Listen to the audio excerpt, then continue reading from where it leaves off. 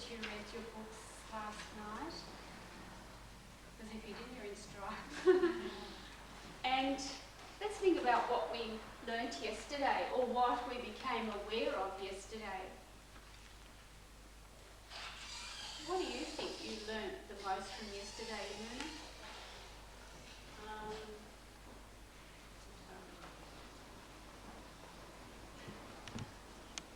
To be in the moment, to nothing is coincidence, to live in the moment. That's right.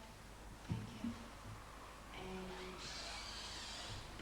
to just reinforce in my mind that the past doesn't mean anything, it's just an experience that has gone. That's We right. have learned from it and we move on and go. Excellent. And you all learned that when Sankaya talks of cosmology, the Sankaya sages, they went within and they started to realise that their workings of their body, mind and their soul was actually the same workings of the universe itself. And then they come to the conclusion that there is one conscious energy, a supreme energy which actually rules and organises this universe in which we live. And we all belong to a group of souls. And we know now that there are more souls than just we think. We always think that the humans have a soul. Humans have a discerning faculty, that's correct. That discerning faculty is more highly evolved than other species, or is it? We saw yesterday from science telling us that actually we say that perhaps the cell in our body doesn't have a soul. Then I want you to define what is a soul. Isn't a soul just pure consciousness? Isn't a soul consciousness? Doesn't the soul within it, which is consciousness, have what is called pure consciousness, or what the yogis call the Purusha, which is beyond spirituality? If you've read your books so far, I will have written about the Purusha. And don't you think that if the Purusha is the essence of your consciousness, that it is also the essence of the consciousness of the smallest cell in your body, of perhaps a cell within the body of a fish? Couldn't this consciousness also be in a carrot? Could it also be in a tree or a weed? Could it also be in the north wind? Could it also be in planet Mercury? Sometimes we rush along through life and we don't stop long enough to appreciate the godliness of everything. And I use the word godliness because I think that's what you'd understand a little bit better, or the consciousness within all things. How often do we stop and allow that breeze to caress our body, our face or our hands? You felt the vibration yesterday of the male and female principle. This male and female principle is the reproduction. This reproduction is necessary in the physical sense. It is not necessary at all once you pass the physical life. Think about that. You don't give birth in the astral. And all the women here who've had children say, thank God.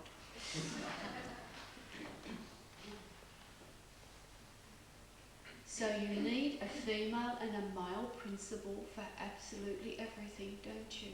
And we think that that's okay, because then my consciousness or my soul is female or male. No, it isn't. It's genderless. Now remember that about the subtle body. The subtle body has perception. The subtle body has a higher part of the mind than the physical body. The subtle body will dissolve and so will that part of its mind. The only thing that will stay with it is what you give it. When I was initiated, I actually didn't quite know what was ahead of me, but when I went to ask my teacher for a spiritual name, he said to me, "Don't worry about such rubbish." I said, "What is my spiritual name?" He said, "You don't know it?" I said, "Come on, I mean, please, give me a break." He said, "You are Durga." Oh, I said, "Durga? That's the one." Well, you've got a bad temper. And I said to him, "Oh, well, that's a nice name." And then he called me Nova. And I said, "Yes, but now you call me my spiritual name, don't you?" He said, "No, not until you've earned it. And when you've earned it, you'll be able to change your astral body. Until then, you will remain Nova." Now, I'm okay because in India, everyone thinks my spiritual name is Nova and my real name is Durga. So I'm okay. But it was, quite a few years later when he wrote "My Dearest Durga" that I was able to change my astral body. Now, I'm as human as the rest of you here. The power of your mind is absolute. It's your only limitation. So we learned that yesterday. Your only limitation is the power of your mind. Now, how many people remember creating a flame yesterday? How many of you remember creating a flame? So you see, you are bound by your mind, aren't you? Why didn't you dissolve it and let it go? Why didn't you annihilate it and send it away? Because you can't. You're hanging on to things.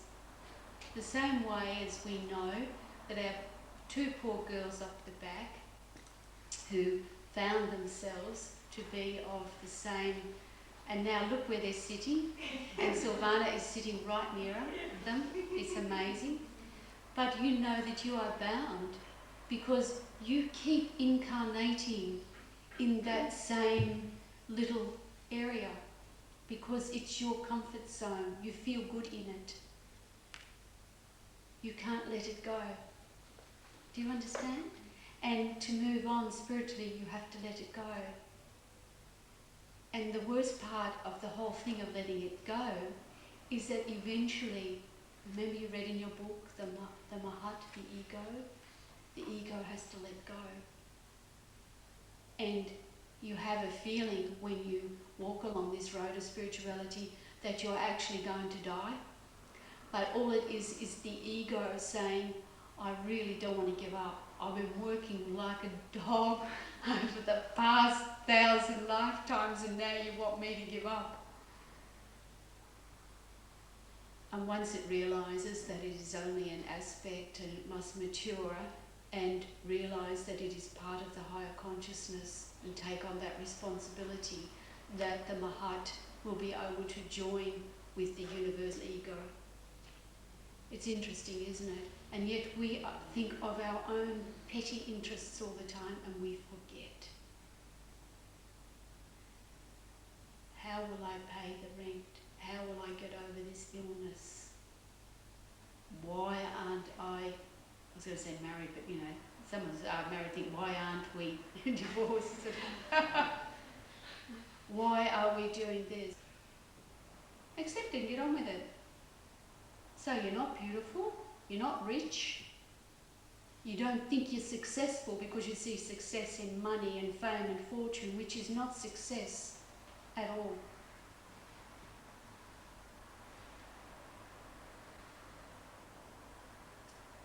So that's what you learned yesterday.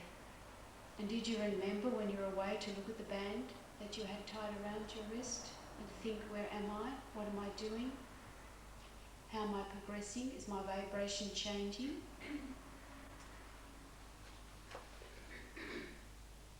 We also found that Acacia and Prakriti are the fundamental building blocks of the cosmos, and they're the fundamental building blocks of ourselves. And if you read in your book, you will see this sentence we've got here. Vayu is the vibrationary state of Akasha. So we have a look and see how Earth is formed. We have ether, air, fire, water, earth. That is how everything is made in the universe. It is what we are constructed of. We say earth, we mean solid matter. So here we go. Vayu, the vibrationary state of Akasha, which in turn turns into gaseous matter, the vibrations growing more and more rapid and generating heat. This condition in Sanskrit is called tejas. Gradually it cools off and the gaseous matter becomes liquid, apa, and finally solid, prathriti. Now if you look at how everything is reproduced in the universe and built, you will realise that is even what you're made up of and how you were made. Because when you decided on to reincarnate and have another go at it, and you saw that because of how everything was in place, you were ready to take another life. What comes first is the vibration. First is the etheric vibration, because mind is used to begin to form the baby. Now it will mean that two people come together, because these are the two people that you needed to come together to get the character and nature that you will need for this life. That's reincarnating. It doesn't matter if it was a one-night stand. It doesn't matter if they lasted for 67 years and both died in their sleep, your parents, and you had a wonderful life. It doesn't matter that you were a street kid at 6. This is what you needed. So you have to get over it. Doesn't matter if you were sexually abused as a child. So doesn't mean to say you've got to go out and sexually abuse someone when you grow up. Or as a cousin of mine we spoke about quite a few years ago, that the reasons for these kids getting into drugs and causing, criminal act. We were talking about one person in particular, and their defence was because the mother drank while she was pregnant, drank alcohol. So my cousin and I thought we should have been mass murderers actually, but we're not. And it doesn't mean that much to us.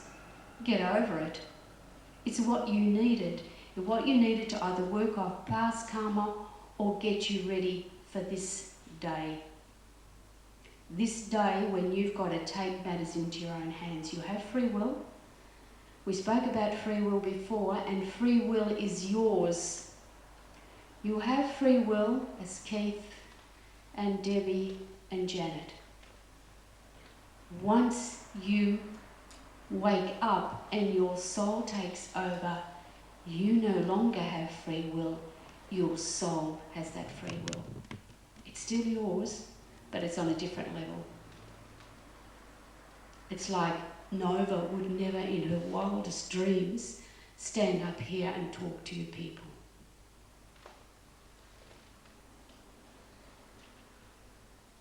But now, as the old soul, I can talk to you people and teach you. And I won't go back, no matter what.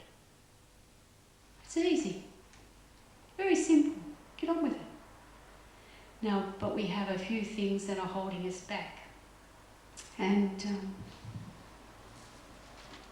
I wrote it down this morning so I wouldn't forget. We know that we have 3 bodies, don't we?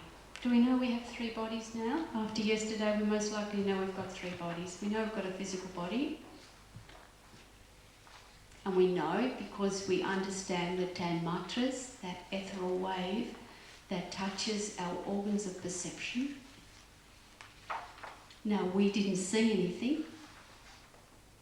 We didn't touch anything. So we know it wasn't a physical experience. It was an experience on a subtle level. We know when we go to sleep, we see ourselves walking along or talking or doing some action. Do you want to sit down, Boris? If you don't mind. Come over here and sit down. No, don't It's please. kind of stretching me out. All right, okay. I'm dealing with it. Okay. So we know that the Indriyas, or the seats of perception, belong to our physical, our subtle body. It's interesting because I have that very heightened, as you can imagine, 12 years of meditation. And it's interesting that still my kids and my, especially now my grandkids, say that Grandma can see everything with her eyes closed. Because if you have that heightened, you can. Think about it. You could even train yourselves to do it. It's very simple. I'm not allowed to say easy, I believe. Okay, now these bodies are the physical, the subtle, and I say pure consciousness because if you don't want to say the soul, pure consciousness. The physical dissolves on death. The subtle dissolves on reincarnation. All you are left with are the possibilities of a new life and whatever trauma you couldn't throw away, you brought back with you. Now, I know a lady who is now a devotee of my teacher, and she was born with, I believe, 28 or 18 knife marks on her body as a baby. They were very red and very sore, as though she'd been stabbed all over her body. And as she grew up, they sort of started to fade and became scars, like light scars instead of bright red ones. And she kept saying to her parents, and they were from a couple who were almost too old to have children. She was a very late birth. I think the mother was about 44. She kept saying to them, "You're not my parents. You're not my parents. I want to go home." So finally, when she was about 8 or 9, they said to her, "Well, where do you live?" And she told them what village, what house.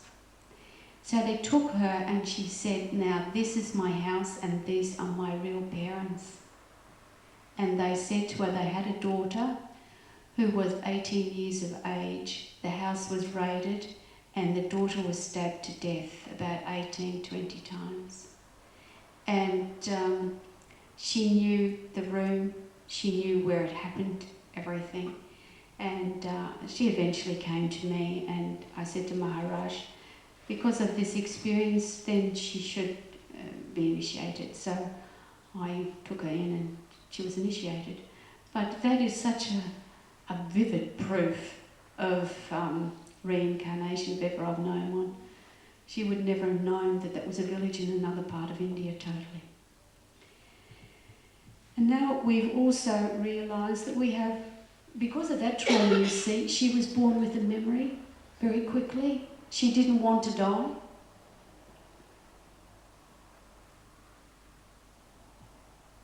Now, we know also that there are group souls reincarnating, and within that group are other groups, and it goes on and on. But most of the souls are caught by the conditioning of what we call maya or illusion. In Sorrento, sometimes, well, for quite a while, I'm well aware of what illusion can be, and yet I was pretty sure that there were two people in this house across the road. When the light went on, they kept walking backwards and forwards in their kitchen. I was absolutely sure of it. I would look, have another look. That's got to be people. And eventually it took me a while, but a bit slow. I went over and found out it was actually a tree. that when it moved and it looked like a couple of people. Isn't this illusion? Isn't this like the story in the Vedas where the fellow thinks there's a snake and it's actually a rope? So we actually think that all of this is really good and really wonderful, and it's just an illusion. You can actually change something with the power of your mind. If your mind is strong enough, you can. Now, how many of you, when you were visualizing the tree, because that was a tricky one, yesterday you visualized a tree, how many of your minds wandered from the tree to something else? One person? Ah, you see, the truth is revealed. Your mind wandered because you allowed it to. So you are bound because you allow it to. Things happen because you allow it to. You become depressed and sad, happy, in love, out of love, because you allow it. So conditioning and desires of the soul is what is to be overcome during evolution until they come to a point where they know that, actually I gave this talk once years ago and Maharaj wrote his book, Samatha Yoga, and I used to always say in my talks, all this Maya is illusion. And he wrote in the book, some people think Maya is illusion, but it is not. The cat. Now the bonds of the soul we call samsara. It's like the wheel. And the Hare Krishnas always talk about that wheel where you are born, you grow old, and you die, and you're born, and you grow old, and you die again, and nothing really changes. Only you can change. One of those, and we'll get Maya in a moment to write it on the board so that you can see it, but the first one is pasa. Pasa means binding of all existence, manifest and unmanifest. Remember the candle, you can't forget. Remember the tree that couldn't hold you because something else was dragging your mind away and your thoughts. You couldn't sustain the thought. Thank goodness you're not the universal consciousness, you couldn't sustain the universe because that's sustained with the thought. And anova is the notion of duality. It's me and them. It's me and God. It's my body and my soul. No. The body is a reflection of your soul. The most important thing that my Grandmaster told me was that, in one of my fits, you are a mirror of your soul. Remember that, little one. Goodness, go around being cheery and positive, for heaven's sake. Well, because that's what your soul is. If you're depressed, your soul's depressed. If you're happy, your soul's happy. And of course, the good old karma, cause and effect, which is also in the dream state. I've said this for years. Remember when you're, for heaven's sake, lucid dream? Know that you're responsible for your dreams. You're responsible for astral experiences. You are responsible, nobody else.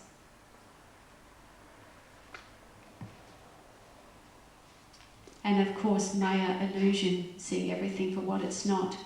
And this is what limits the soul from acknowledging it is divine.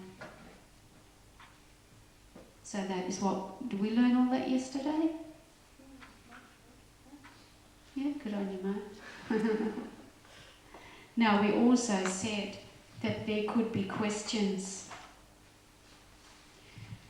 And if any of you have got my book, Why Am I? Have you all got a copy of Why Am I? And if you read chapter 7, you'll learn all about the earth, the ether, air, fire, water, earth. It's all in chapter 7. Now, if you've read your books from yesterday, would you like to ask me a question? before we go on to get this out of your mind so you don't keep thinking about it. Tulsi. Yeah, I'm still a little bit confused about the relationship with prana and akasha and then prakriti.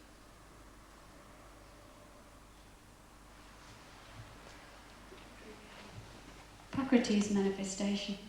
So is that the result of prana and akasha? Oh. It's all here. Remember this? This is... Okay, you have here.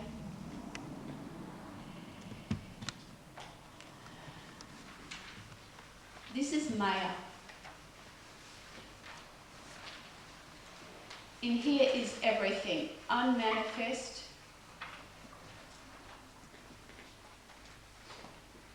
and manifest. Okay? Remember that I quite often draw this drawing to show you. Remember that's it.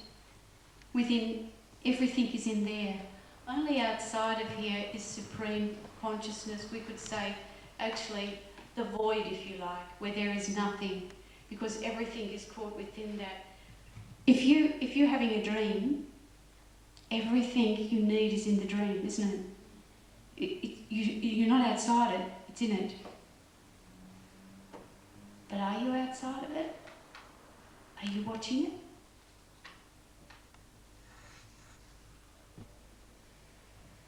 Sometimes you're watching it, aren't you? And sometimes you get in it. Especially if some of you girls, there's a juicy fellow comes along, or vice versa. You're in the dream. You're part of it, and you wake up and you think, oh, you know, they hit me, or you can feel it, or you can still have that feeling. You're in the dream. What you have to do as a yogi is to learn whether it is your mind just spilling out garbage. That's why we say simplify your life, Sila, so that your life remains simple enough. It's not cluttered. Because now if you watch telly a lot or something like that and go straight to sleep, it doesn't matter, your mind has got too much garbage in it. That's not a reality, it's got to throw it out. You can't keep it all.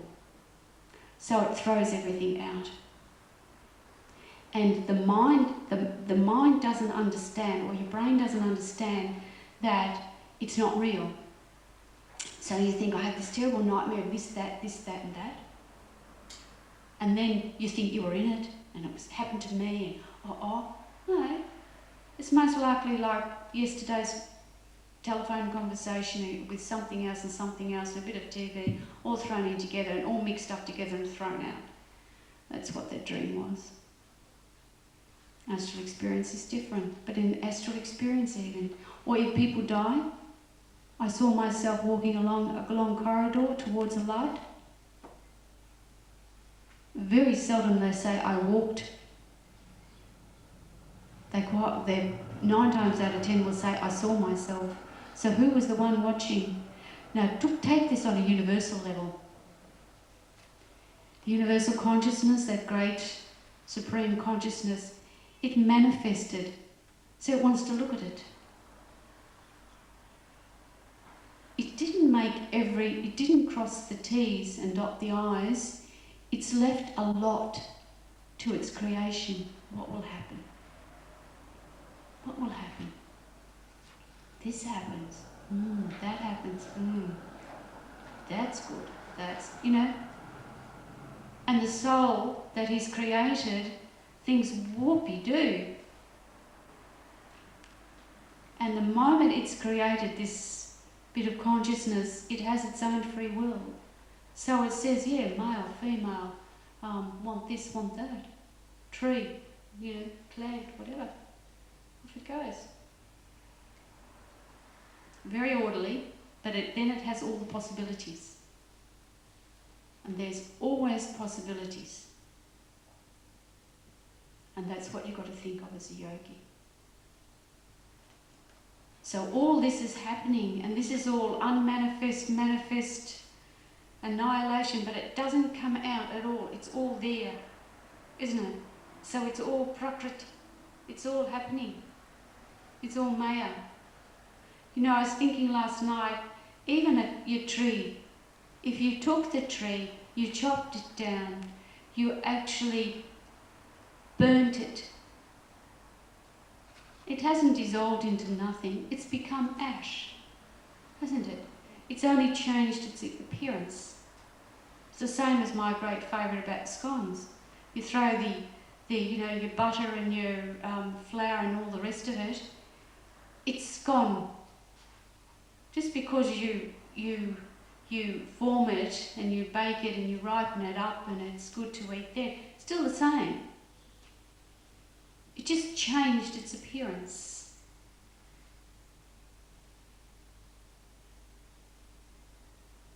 And if you die, if you're buried, you'll just eventually you'll just become bone and maybe the bones will go, whatever. But you haven't disappeared, it's still there.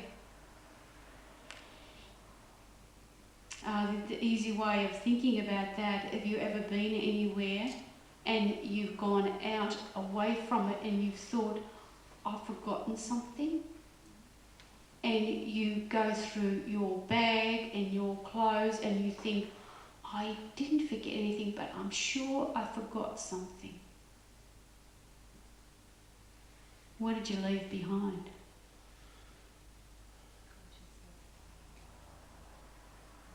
You left your impression behind. Interesting.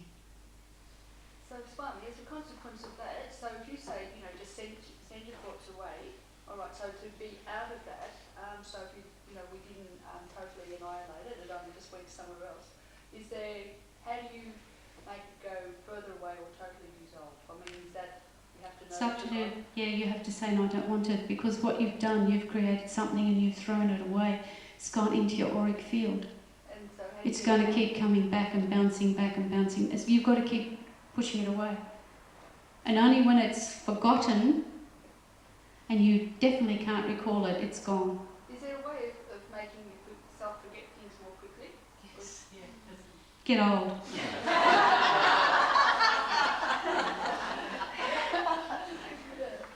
But all of that, like accumulation, all of the our perceptions. I mean, to be human, you're just a walking, sponge. That's and, right. Even if you wring it out every night, there's still bits left. Yeah, but you have to leave what you don't need. Yes, and you leave it where? Consciously, you just leave it behind. So then you have to remember. You also have to remember maybe the lessons, or remember some of the positive things that came out of the garbage. But the question I'm asking is that I feel that within that I still, because I'm in time and space, that if I leave something behind, where am I actually leaving it? Do you know what I'm trying to say? Oh, diddums. Yeah. Don't worry about it. Yeah, but that's it. Don't worry about it, because you're wanting it back. Right. Yeah, it's mine. No, go back to the whatever, to the universe, yeah. Let them take care of it. Yeah. Remember Swami always says just ignore it and it will go away. Mm-hmm. Yes. Swami, what do you mean you left your impression behind? Well, let's say if I walked out of this room now, you would think, if you closed your eyes, you might think I was still here. That is because I am generating an energetic vibration, and that vibration, an imprint of that vibration will stay here, and it will only slowly dissipate. And we do that? Yes, everybody does that. Does it happen faster on planes? No. Most of you do it unconsciously. Can it be used in a negative way? Yep. And if that is the case, then should we be more conscious of? Exactly, that's why I'm telling you. So when we ask our students to gather their awareness together, we're actually helping them to bring all that to the moment. Actually, what you're doing is helping them to close their chakras. Yes, that's That is specific. closing the chakras. But the actually, like That's right. drawing the attention to the moment, does that help to gather all these It helps to close their chakras down. That's exactly what you do. If you go like that and be mindful, you will actually feel the chakras close down, and eventually your students should be able to feel it. That's what they're doing. But if you say to them in a class, you know, now let's close the chakras down, you open a mindful because everybody wants to have open chakras and heal the world. It's true. One of my students asked me after months, she said, you know, when we do meditation, when I did yoga before, at the end of the meditation they got us to close our chakras down. Why don't we do that? I just said, too. That's good, yeah. Yeah, because we're going to have, I'm going to give you an experience this afternoon with chakras that that will be different. So just to explain to you what that's all about. Because, you know, if you're a yogi and you're on a spiritual path, there is jealousy and greed abounds in the universe. There is negative and positive, and this jealousy and greed will want what you've got. It's as simple as that. You must be strong. Does this mean that this whole process is always conscious? You're growing this consciousness of yourself and your awareness, which is important to. But through the experiences, we need to learn not let go, but continue to hold the consciousness and grow consciousness. That's right, develop it and mature it. Yeah. So through every experience, Everything. Even if you were to yawn, it's an experience. Yes, Ruben? In terms of clearing the impressions that one leaves behind, I gather that the cleansing breath is a good means of making sure that it Yeah. Who's giving the yoga today? Joe? Then cleansing breath. Give it all to clean them out before I come back. Is there any more questions? Yes. I'm a bit confused about the being responsible for our dreams thing that you keep saying. Ah, I yes. probably missed something. You didn't miss something. That's when we turn off those indriyas according to the ears part, the hearing, perception. Your dream is within you. It's your karma. So it's no use saying that, let's just say that, I say you're on a diet, but you really have a passion for cream cake. Now, if you're on a diet, you make your mind up and that's it. You don't eat a cream cake. But if you go to sleep and you dream the cake, you're eating the cream cake, aren't you being false to yourself? And you know that the subtle body is closer to the soul than the physical. And the body works, but the mind thinks. Now, you're looking down. I'm trying to find something to write something. Very tricky. I think that's one. Sometimes, does it help you to grow if you actually start mastering more in the dream state? Then it can come Absolutely. more into the physical. Absolutely. And discern if you're dreaming or not. If you're having an astral projection, you're not dreaming, then you should you have to train yourself. No one's going to do it for you. You know, sometimes I'll be having a dream and think, oh, this is a bit boring, so I'll change it around. I say, no, scrub that in, didn't like that, let's go back and do it again. Oh, that's better. And so we go on, you know. And astrally, well, I can't get out of that. I know exactly that, you know, part of the course. But if I'm having a good dream, then I like have a good dream every now and again. Yeah, it's good. And that's what you've got to learn. You know, I'm trying to teach actually my granddaughter in the moment and my grandson to, you know, if they have a bad dream, like they have to rub it out and start again. And their dad, like told their dad when he was a little boy, he had to open his eyes and sort of blink and then close them and the dream would go. So he's actually told his kids now that's what they do. So the 5-year-old said, yeah, Dad said just blink your eyes. I said, does it work? He said, not always. I said, then rub them out. So they're madly trying to rub them out. Yeah. And so that's teaching them lucid dreaming, and they'll know the difference. Yeah. Yeah. Is there any other techniques that you can use to lucid dream to be able to develop? Yogis say that if you repeat to yourself, you know, before you go to sleep, the last thing that you do before you go to sleep, you remember when you sleep. You should actually be saying a mantra to go into sleep, but if you don't do that, then if you repeat to yourself, I will lucid dream, I will do what I want to do, because it's the mind that you're confirming that with. It's an affirmation of the mind, not the body. So therefore, when you go into the dream, you're in the mind. So it's already knows what it's supposed to do. Could be lazy and say, oh look, you know, this is okay, I couldn't get this girl in the flesh, so, you know, I'll have a dream about it, sort of thing. But, and you know that that's wrong, and when you wake up you think, oh, you know, I could have stopped that. Yeah. So you just have to, I mean, nothing's easy. I always say it's easy, but actually you've got to, you know, you've got to apply yourself. You've got to get it right. And that's easy. It's the same as when you were thinking of the tree and all your mind wandered. Bring it back. It's as easy as that, because it's your mind. You're thinking it. I mean, I'm not feeling well today. Get over it. Think well. Think you're okay. And if you think you're okay, you look good.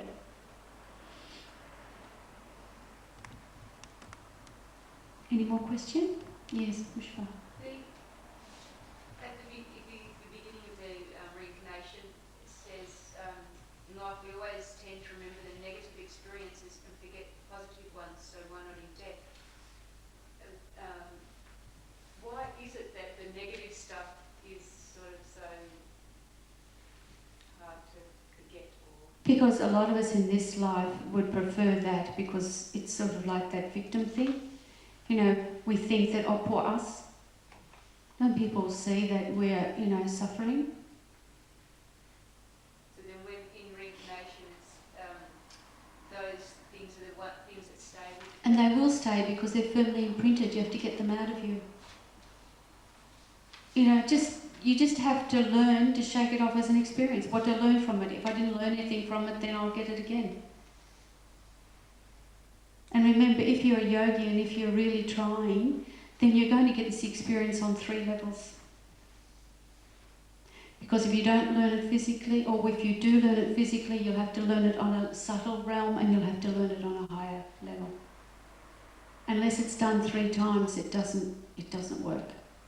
So you could give up, say, smoking, but dream you're smoking. No, you haven't given it up. You've given it up physically, but you haven't given it up mentally. You see?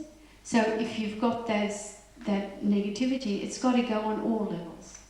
You can't just say, oh, ha ha, I'm happy, and inside be negative, because it will go, it will trigger things off in your body, and eventually, because your body's controlled by your mind, then the body will become ill. You understand? It sort of keeps there all the time. Is that because the earth plane is like the negative vibration too? That it's more intense? Yeah. It's just scientifically sort of... It's gross. In more ways than one. That's true. So does anyone else have a question? Oh, Cass first, sorry. Yeah, and then Jackie. Swami, in the stuff I read last night, it says that you prefer the theory that only our solar system will end, not the universe.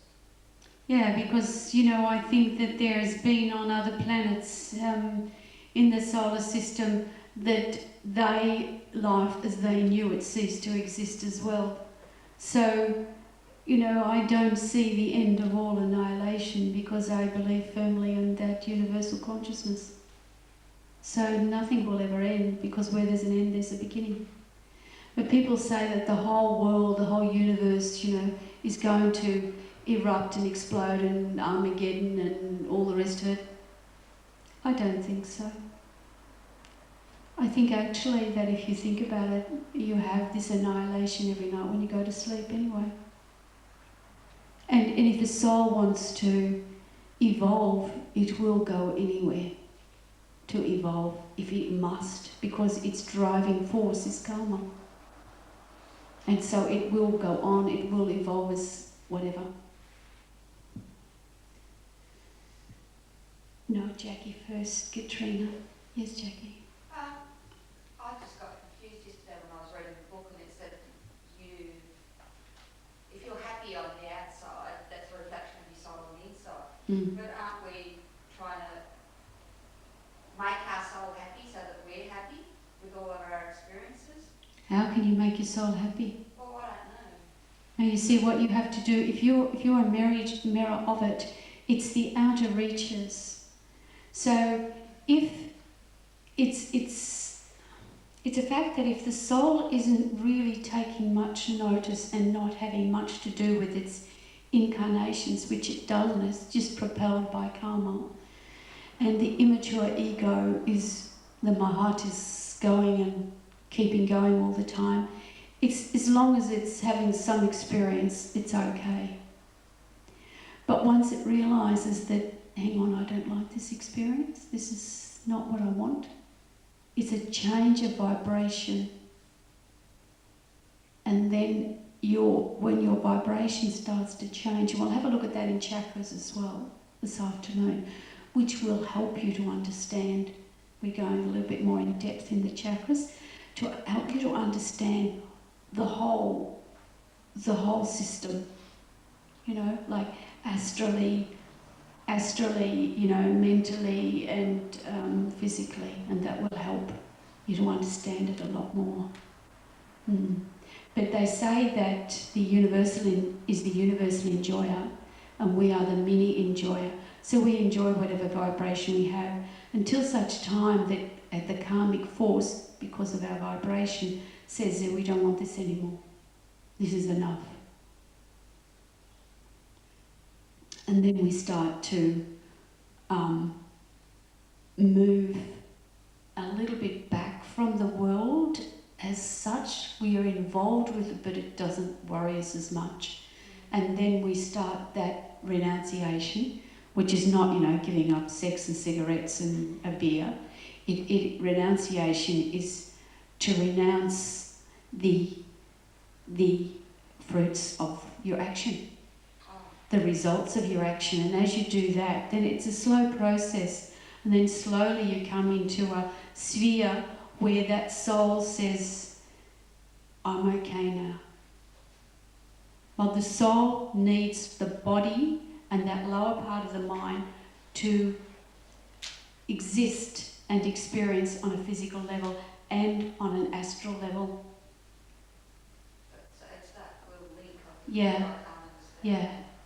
physical and the astral. Yeah. And the one behind it. So we'll go into that this hour. Katrina, you had a question. Yes, I was thinking of how sometimes people can learn to be positive as a result of a negative experience. They can then more easily appreciate all the good things. I was wondering if there was anything you could say about how it is that happens. I think that is a breakthrough for them, because I think that experience is teaching them, and you know, you have to admire people like that, because if they can learn from the negative to be positive and they can turn their attitude around, then that is, you know, that's all part of a great spiritual journey. Yes, that was what happened to me, but I don't know how I did it. Because you're strong and you're very spiritual. That's why. And I'm sure that there's all of us have had experience of some stage or other where our life has been turned around. Right, There's no more questions, is there? I don't know, Joe, do you think they're allowed to have a cup of tea before you give them the class? Well, probably you better to give them the class before the cup of tea, would I? Or doesn't matter. You're the boss. What So- are we going on with after? We'll have lunch after that. There's yoga Yoga nidra and then lunch. Okay, after the cup of tea, so. The shape this morning is that you're doing asanas and then pranayama, and then there's yoga nidra that Push was doing. Yeah. And potentially we can put a cup of tea somewhere in the middle. So Or not. I Or supper. think we'll just do the exercise. There you go. So now I'll hand you over to Joe or Mukunda. And those of you who don't know Mukunda's his expertise is in meditation, and Mukunda is our power yogi. So I'm going upstairs to have a cup of tea and leave you with the power yogi. Okay, I'll just get you to form some lines, say about 1 metre apart, just so that we're all standing facing the front.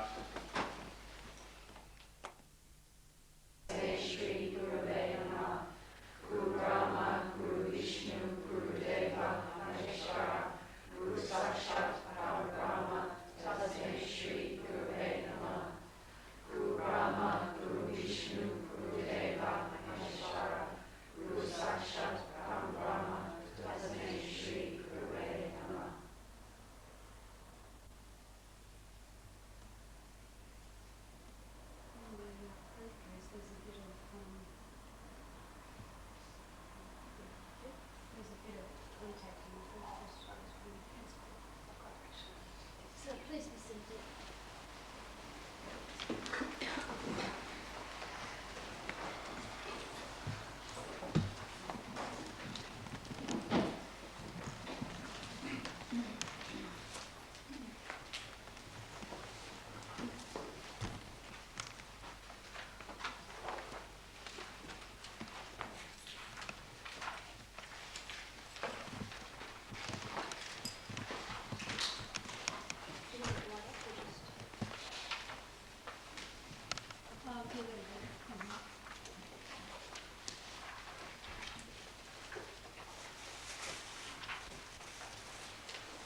Is there a piece in here? Remember I lost the page. Piece in here on chapter 11.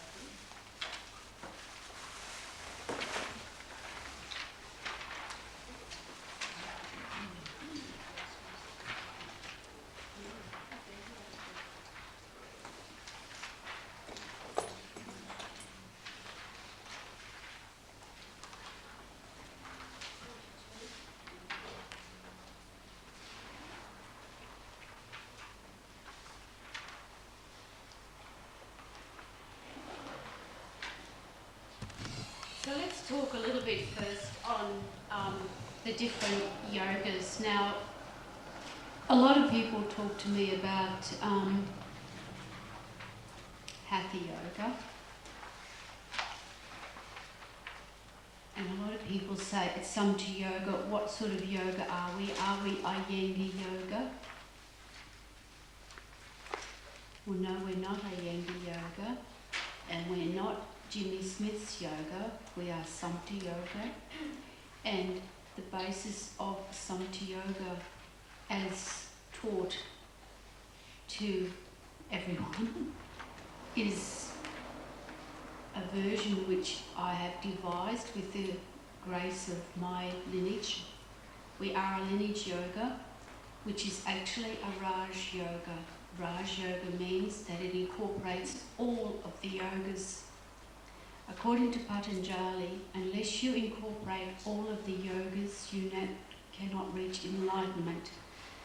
Therefore, we incorporate in Samata yoga Hatha, which is exercise and discipline. Now, part of your inner and outer disciplines of your mind is part of the Hatha program. If this foundation is not solid, you will not be able to move on. Therefore, you live in a very organised cosmos. The universal law is absolute. Therefore, you must be disciplined. And I can't stress enough that an ordered, disciplined mind is what it's all about. A chaotic mind is interference. In the moment I have a chaotic laptop which doesn't want to do anything. So I can't talk to the laptop and the laptop can't talk to me. Megan? So there is no communication going to go on between us two until we have someone to take away the problem. And that's the same with you. If the communication between the soul and the outer reaches of its cosmos are interfered with, then there is no communication. And we can see that perhaps with people who've had a stroke, can't we? But you know, when they begin to stop saying, I cannot walk, and begin to repeatedly program in, I can, they walk. Think about it. So in Hatha Yoga, we incorporate that into Samata Yoga. It's the discipline part. And then, of course, we have Bhakti Yoga. And you can see that the Hare Krishnas or ISKCON people are very much Bhakti yogis. They deal mainly with love, not on a physical level, but trying to love the Supreme Consciousness as Shiva. As Krishna, sorry. Some of the others worship in Kashmir Shaivism, of course, it's Shiva. In our lineage, it most likely is, I think my guru worships Krishna, but I don't. So I think it's up to the individual. That is not something I'm very saying you must. One must find their own reality within their own cosmos according to their evolution.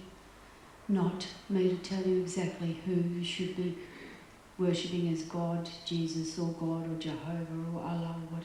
That's totally irrelevant. It's only a name that you've given to something.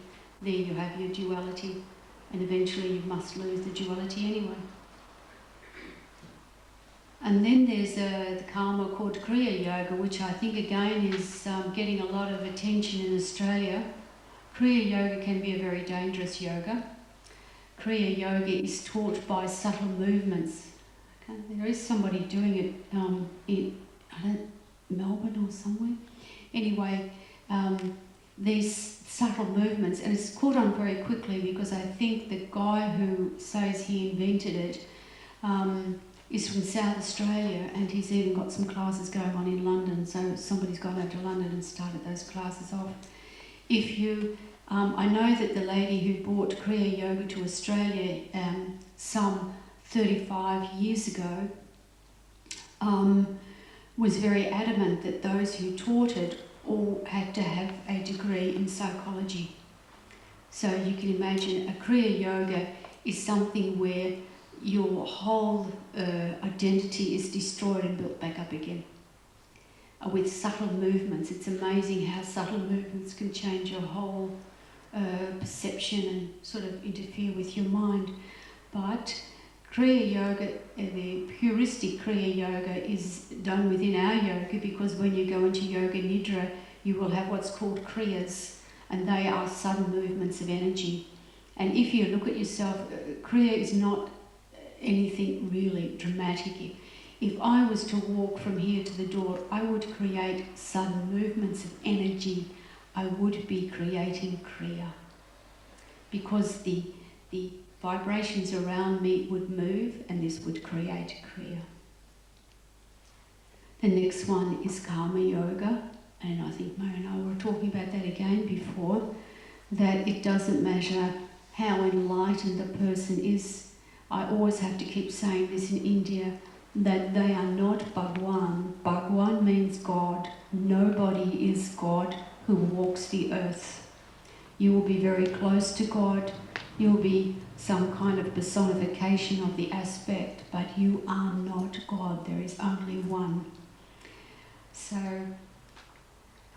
if you're a karma yogi and sattva is what is your prevalent nature, to be able to walk and talk and teach and love, you need to be a karma yogi. So you need to be within the bounds of karma, which you are. All of us, for our body to exist, must breathe, eat, move, think. That's all karma, even in the dream. I've told you about Raj Yoga, which is actually the yoga which should incorporate all of this. Then you'll have Laya or Kundalini, or Kundalini. It's actually not Kundalini, it's Kundalini. It's Laya or Kundalini yoga. This is when you concentrate on the raising of the Kundalini, which we'll talk about this afternoon.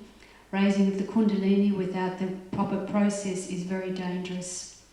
A good teacher will very slowly, through the course of their association with you, be it one lifetime or many, will raise your Kundalini.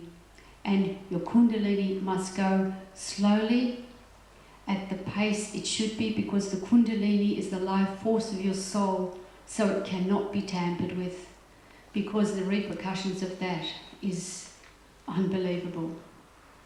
I know there's a lot of people will go to India to certain gurus, they're the rishis, who teach only the raising of the Kundalini. Now they think if you've gone totally spastic after you've had it raised, you should be very thankful because it's worked. But that's not the true way it should go. You're Westerners, that's something you should never dabble in. And the other is mantra. Mantra means to go by symbols. And a symbol is a mantra yoga is in within Samata yoga, because being a lineage. And a true mantra is one that is given by the guru by means of it being given through the mouth and through the heart vibration. Therefore, if you receive a mantra, you must receive both to make it work. And those of you who have been initiated will know that I will whisper and come very close to you, and when I have whispered and come close to give you the correct words to say, you will feel the vibration as it comes from me to you. And a mantra is a living thing. It is a vibration. It should come with the backing of a realised master, with the backing of realised masters. It can't be given from one to the other. Therefore, these words or syllables are actually the correct vibration for you to achieve to become enlightened. Not as some do, and they give you, say it's going to be 4 words. So this year you pay $1,500 for the first word. Next year you pay another $3,000 for the next word, and so on. That's nonsense. There's only a very few mantras available. There are very, very secret mantras which are only given to the totally initiated. But there are mantras from the guru to the disciple of exactly the right words. Now these are formed so that the sound vibration, although not needed to be spoken out, but must be received and moved in the subtle bodies, when it goes down, it will encompass the entire throat chakra. And it's got to be certain syllables and sounds. So that is a little bit of an explanation there, and I've written a little thing on could be page 40. I've got a very old thing here. Is that right, Srishti? page 40. So you read a little bit about that. That might clear that up for you so that you know exactly what you're doing. This is a lineage yoga. It comes from a very ancient lineage that goes back since time began. True lineages hardly really know who started them, because it's like a family tree. The deeper you go back, the more obscure it is. And our lineage was a sort of a Sufi, so it was always done mind to mind. It wasn't actually spoken out. Our Grand Master ordered that Maharaj could speak, and I am the most with the verbal diarrhea of the whole lineage. So I'm the one that talks the most. But we can also check up on you. Now, and of course the teacher always recognises people from the vibration, and we were learning yesterday about that ether, didn't we? Which is acacia, so it's ether. And this vibrationary force is what brings the teacher sometimes to look and think, oh, there you are, Mark and Ross. I'll go and get you. And that's how it all happens. I don't know what you look like, I don't know how you look, I just recognise the vibration when it comes towards me, this is the one. Very interesting, and you will attain that as well. Now, in the vibration around you, we know that the first layer of the body, when we're looking at the layers of the body, is the ether. Remember that I told you that when you incarnate, you send the vibration down, and that vibration is the ether. It's first there. It's the acacia. We're going to begin to build this body that this soul needs. As it does, it begins to look around and find it. Now, what remains always with the body is that vibration. Now, that vibration can become contaminated, it can become clean. It just depends. Have you ever been out, probably, say, I'm always pretty earthy, you go to the pub, have a few beers, meet a few mates, come out and think, oh, I might go and have a shower, I feel a bit dirty. Anyone felt like that? It's because your vibration soaked in. You were having a good time. So this vibration is an exact replica of your wishes and desires. So it thinks, oh, very nice. So let's have more. So it would soak all that negative stuff up. And so your negative, we were talking about that in the car coming here today, and I said to Tulsi, you really, although you held your eyes out for the first time I took you to India for 5 weeks, you really were the only one who came and cleared out the blocked toilet at Bazana. I might add that we had a coat hanger for it.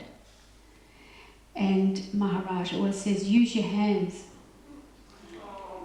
Just is so un-yogic for me to do this, but so I make him do it, of course. But I said, well, someone has to do it. So Tulsi said, I'll do it. And I thought, God, she's not crying at the moment, that's good. So she rolled up her sleeves, and the two of us were in there sort of digging around trying to clear the toilet, which sounds, pretty earthy. And Tulsi said, my vibes were pretty low at that time, so I was the only one with the vibe low enough to help you. So, that's quite interesting. But it is true. And these vibrations keep us in line astrally. So now, has anyone ever felt that sticky substance around you, that yucky feeling when you've been somewhere where you shouldn't? It's called the odic vibration. It's magnetic. So it's actually a very sticky vibration. Now, do you all believe in an ether body? Have you all seen your ether body? No, not everybody. If you just rub your hands together a bit and just get a bit of circulation going in there, and just hold your finger up and look just above your finger.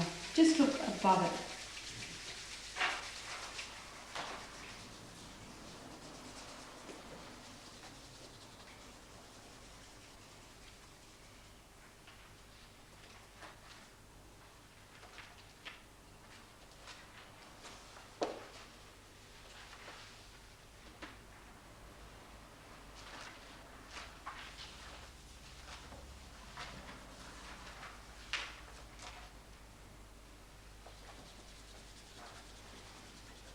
Can anyone see anything?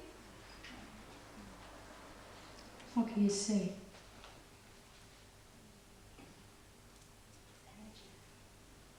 What's it look like?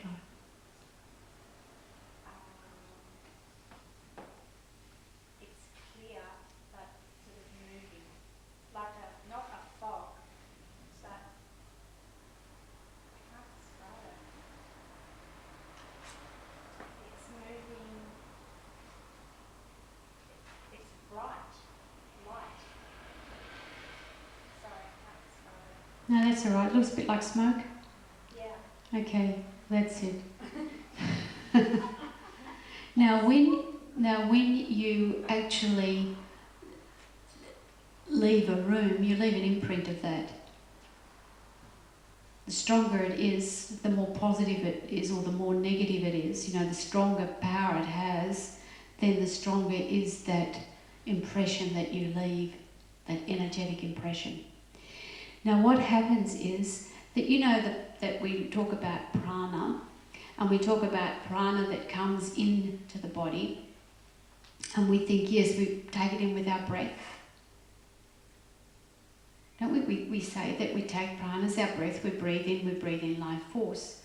Well, that's okay, because we in yoga say that is our physical life force coming in, because we have what's called a pranic body, a body that is that airy sort of body, and that keeps us alive.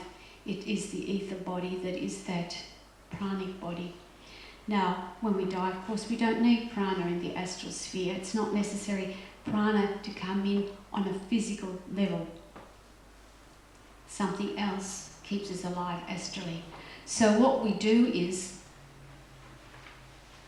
what happens is that this pranic energy will come all around us and come into us all the time. It's feeding us wherever we are. You know that when the day is really nice, we feel really good, the sun's shining, the air's a lot cleaner, and it's great, and it's really good for us. But when it's a dirty day and the pollution, we sort of get a headache and we feel a bit yucky and all the rest of it. That's because these pranic globules are not actually strong enough. They also turn and become slow and lazy, and so our hormones don't work the way they should, and our body doesn't work the way it should, and everything starts to slow down because we're not having that same energetic vibration coming into us. Now the other thing is that a lot of people think, well, to enhance that we should breathe through the chakras.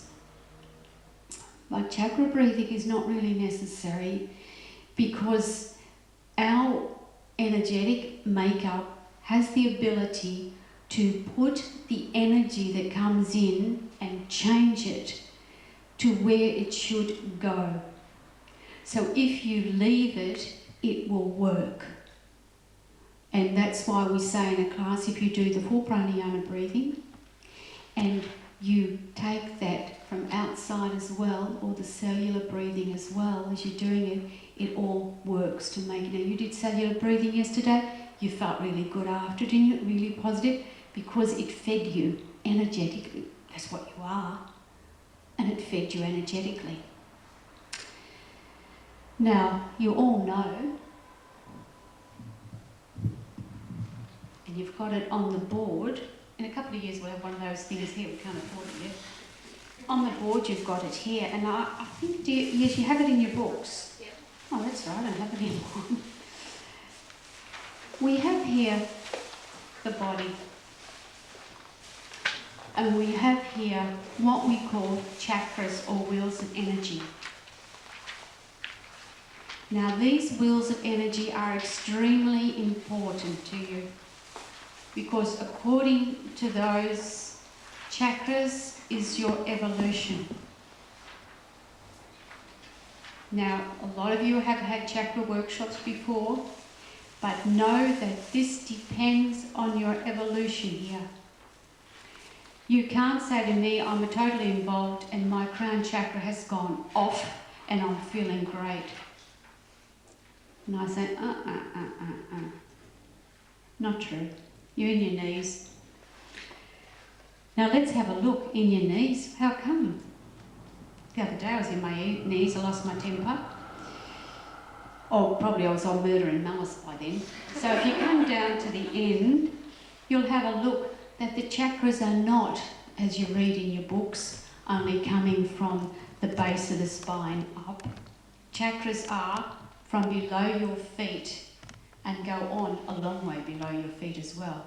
Because if I'm standing here, I look as though I'm standing on the floor.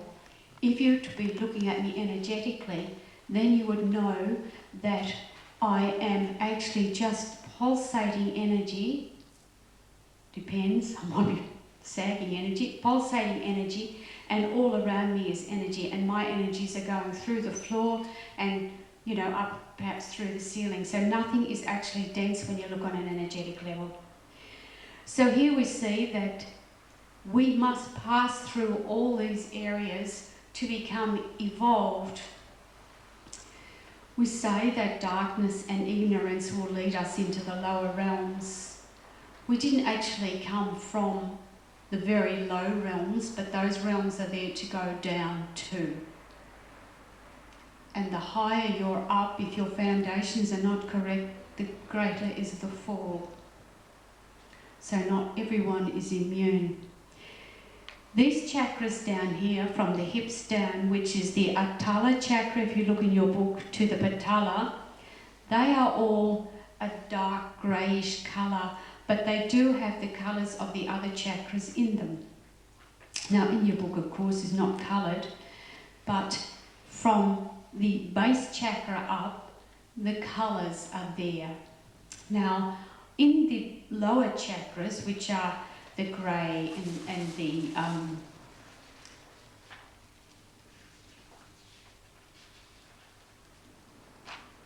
let's just take the knees.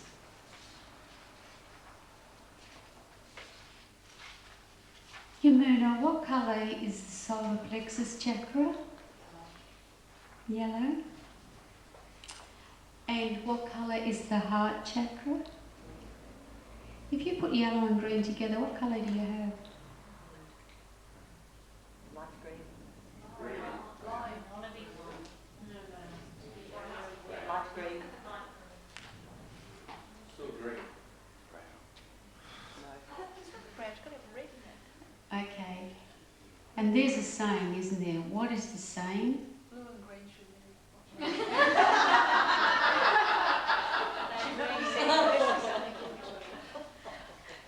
So have a look here. You're green with jealousy, jealousy and revenge. Because that will be a dirty, dirty colour. It will have a little bit of greenish, a little bit of yellow in it, because the gold chakra is your mind chakra. It's where those yogis tell us this depicts our physical mind. So for the purposes of our life on earth, you have to make sure that the Muladhara, the Svadhisthana and the Manipura chakras are balanced and concrete. Otherwise, your foundations are not correct. Oh, many years ago when I first started my journey, when I was initiated, my teacher asked me, can you give it all up? I tell you, I really have verbal diarrhea, because I said, yeah, of course. So within a week, I think it was, or 10 days, I was in Australia, absolutely penniless with 3 kids. And things were pretty rough for me for quite a while. And I was trying my best to be a good yogi, and somehow I got myself into trying to climb myself up the ladder, look after my kids and be a good yogi. I started running pubs. Can you believe it? And so I would come out the public bar, rush in, do my meditation, do all my things and race back out there and pull a few beers and run back in again and, you know, bounce someone out of somewhere. It was on the West Coast, Mark. We're all in pub on the East Coast. Oh, it's better. Now, I was thinking, I'm never going to get there. This is really hard. So Maharaj would write a letter, you know, let his will be done. Then he would write things like, love God, there is no other way, little one. P.S. Do you need money? And I think, no, it's all right. And it was just like a shocking roller coaster. And I had a dream. Yeah, I had a dream. And I didn't know the difference between an astral projection, a lesson, and the dream. And I was in a house on the ocean. I was in a house near the ocean, and all there was this, no sort of windows in this house, but big, solid foundations on the house, and my car, which I bought brand new for $5,000 because I knew a little bit of gossip about the fellow who was selling cars. I run a pub, please. And I got my brand new car, my pride and joy, you know, the kids don't mess it up. And I'm sort of swinging in the breeze. There's these great waves coming over the house in this dream, and I thought, oh my God, this is terrible. And a voice said, don't be afraid, little one, you see the foundations are strong. A lesson I learned. I'm building my foundations. Be thankful to God for every adversity I've got. So I taught the auditor of the chain of hotels I was in yoga. Can you believe it? So we were yogaing on while there was a brawl in the public bar. Didn't worry us none. So, and I learned how to run an ashram. So, think about that. These foundations, these are your life chakras, not the crown chakra. These are your life chakras. This is important for you because once these begin, by building them and getting the foundation right, the bridge, which is the heart chakra, will heal. We'll talk about that a bit later on. Now what happens is that this, what we call the universal prana, it comes in and it moves through the chakras. It keeps moving in and feeding you. If any of them are not working right, it will somehow get through and maybe you'll get sick, which will be a cleansing of those chakras. Now, what happens is this incoming primary energy is what I like to call it, because it is energy, which we need. It comes into the chakra, and this, it might be just coming in here, this chakra doesn't really need it, it might send it to another chakra or up here or down. Wherever it's needed, it will go. And we call that, as it goes through, it's sorted. It's just an amazing network, and I could get real technical here, but we don't want to do that. We just want to sort of work it all out. It gets sorted. So then I like to call it outgoing secondary energy. This energy goes into what we call the nadis, or the nerve channels. And those nerve channels, there's 72,000 nerve channels. And that's one of the questions I ask the instructors. How many nerve channels are there? 72,000. Goody. And there are three main ones. What are they? Correct. From the nadis, it goes into the nervous energy. Now this is all energetic vibration of prana. This keeps you alive and going. It comes down here, you have the nervous energy, which I think that's where it stops with me, because it seems to always stop with the nervous energy. I'm always, you know. My poor husband said to me the other day, you know, you make me sick looking at you. He said, you have got more energy in your mind than he said I can believe. And if I get too energetic, I walk very quickly around the block. So have the nervous energy. You float, you get even beyond walking fast. Depends on the state of mind. Depends on the attitude. Then from there it goes the endocrine system and then into the blood. This is the energy that keeps us moving and going.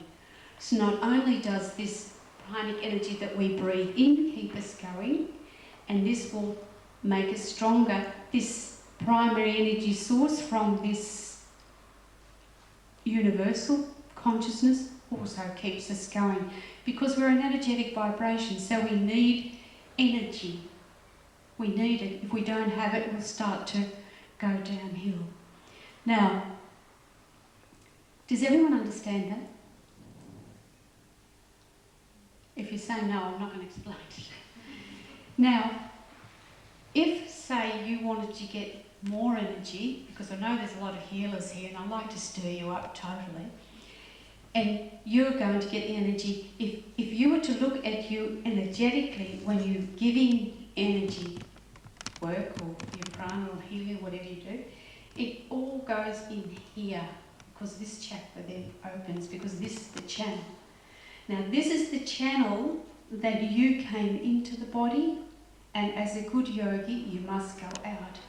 And that's the Brahma Nadi. That is the channel, or the Nadi, that is right here. And if you touch that part of your head, you'll see that the bones are opened a little bit. The more you meditate, the more it opens. So if you can't feel it, you slack with your meditation.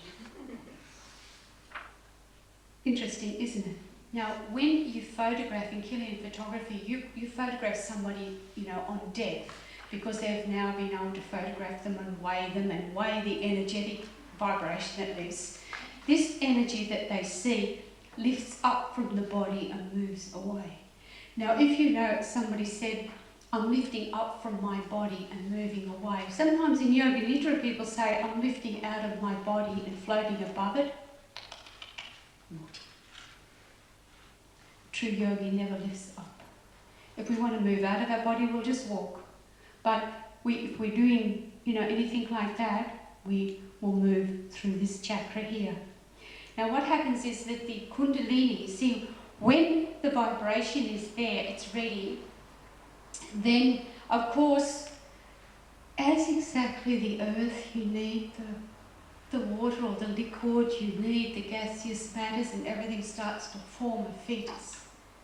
Now, the fetus forms in the mother, and I had probably a philosophic discussion, you could say of sorts, with quite a few Indians once in the Punjab, and they were discussing with me and saying that the soul begun its life as from the male sperm and sort of swam along and fertilised the egg.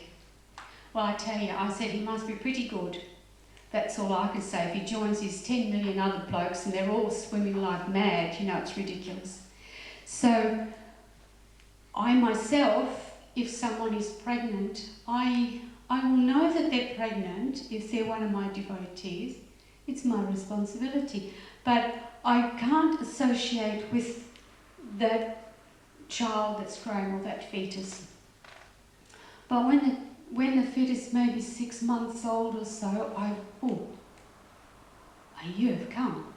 I know then that the soul is deciding to come and habitate.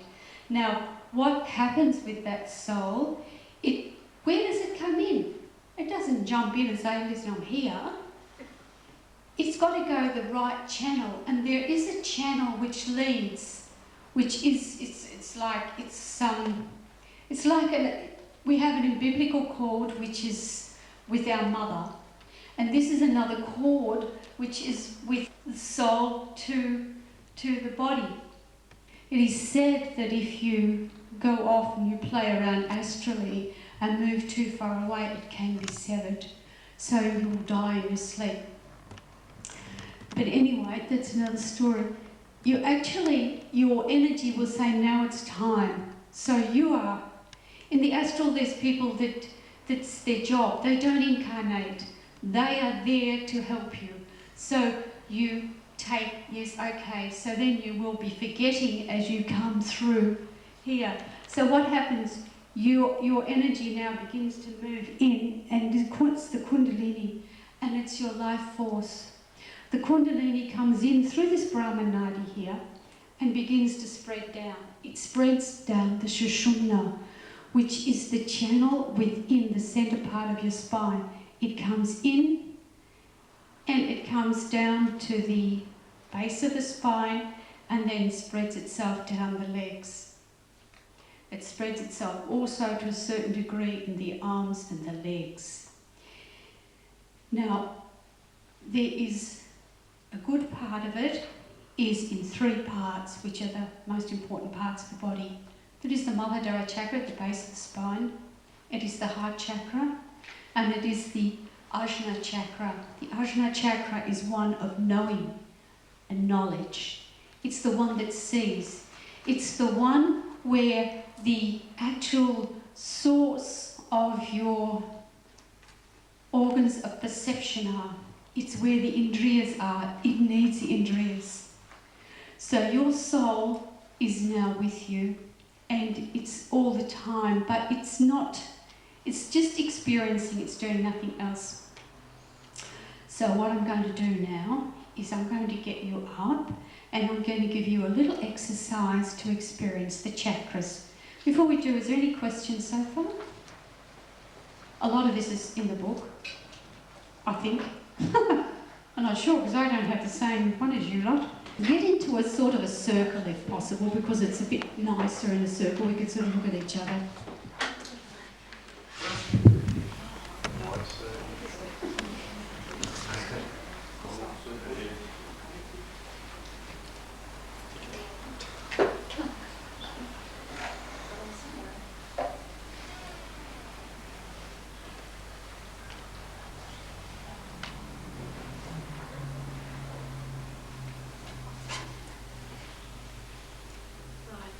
What we're going to do, we're going to bend our knees. Can you write me this, Joe? Maybe you shouldn't do it. Keep it a little bit apart. So you're going to be having a little balance. Now, the colours of the chakras are, what's this colour? Red, this? orange, yellow, green, blue, indigo, white, Or white. Whatever. White, whatever. White or whatever. So now we're going to go like this. You're going to put your hands out in front, and I'm going to tell you what. Let me do it first. So you put your hands out in front, and you breathe in, but you breathe in the colour red, orange. Get me what I'm doing, and then all the way to white. So let's go, and put your hands out, and put your awareness there, orange. Slower.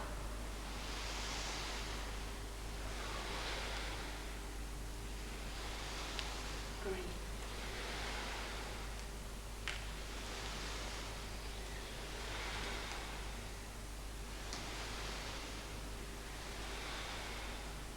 And the last one.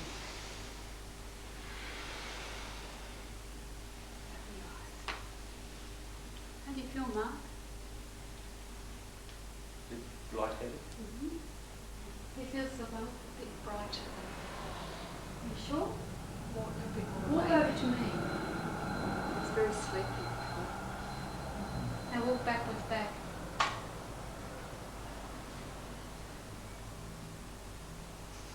How do you feel, Srishti? I feel energetic. How do you feel now? Not so good. Feel a little bit sort of out of sorts.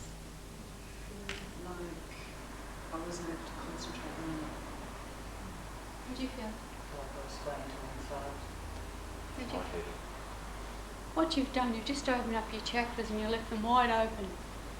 Which means that no matter if they're good or not, they feel, if you've done it correctly, you feel a bit woozy. Yeah. Is that right? You played around with it. That's it. You played around with your chakras. Easy as that. So now you've become totally imbalanced. If I was to ask you to sit down and do anything now where you needed concentration, you couldn't do it. Is that right? You find it difficult if you did. You could say, yes, I can, but you would actually find it quite difficult. Now, just imagine if I put you through a session of chakra breathing, forcing breath through one of those chakras that should not be forced. You would get really sick, wouldn't you? Because you've done it now, just you've had some lunch, so your body's, and your mind is digesting. But just think if you weren't, if you were concentrating totally on that for a couple of hours. Not very good. Now we're going to see how it is when we close it down. So instead of going from the bottom to the top, we're going from the top to the bottom. So now you come down again. And you're going to, as you go up to the white, you're going to close it down so that it closes the door. Okay, one. Close. Close. Bounce.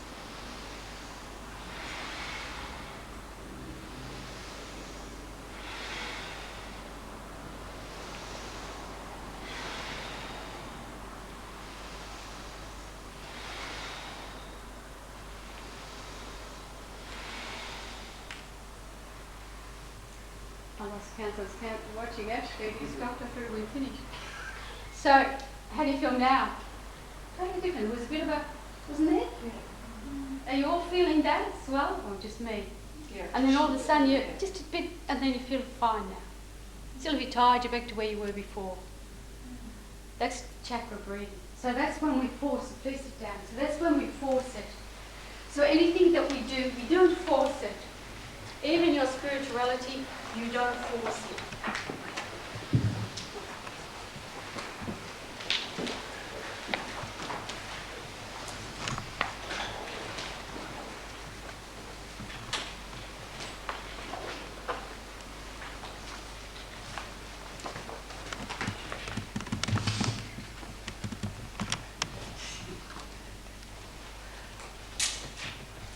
Do you have any questions at this point in time?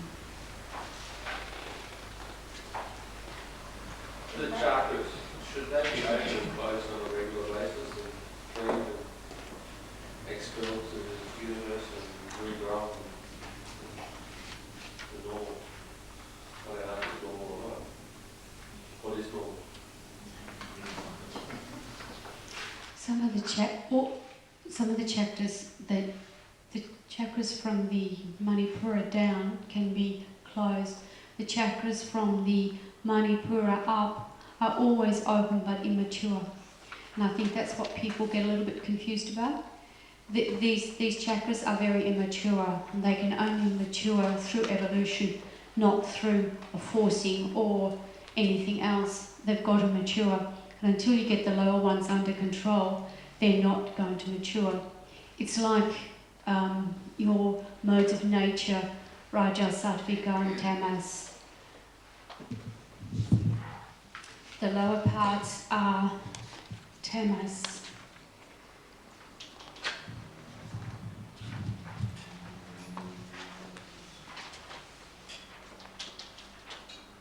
Did you put these extra hard? Oh, yes, of course. And just rub this a bit.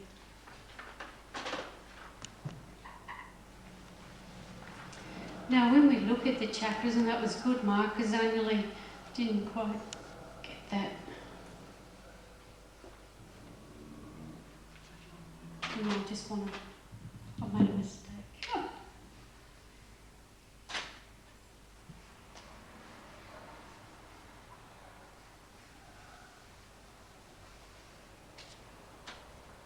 If you sort of have a look, this is how it goes in Tamas, Rajas and Sattvika. And Tamas is ignorance, it's inertia, it's sort of the darkness. And there was, it's really interesting to think, there was a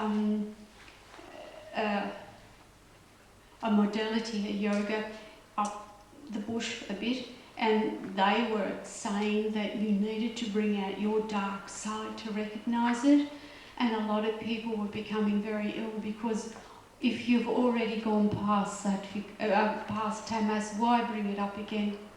It's your duty to control them. not to bring it up. So we would say that that was tamas. We'd say that's rajas. And that's satvika.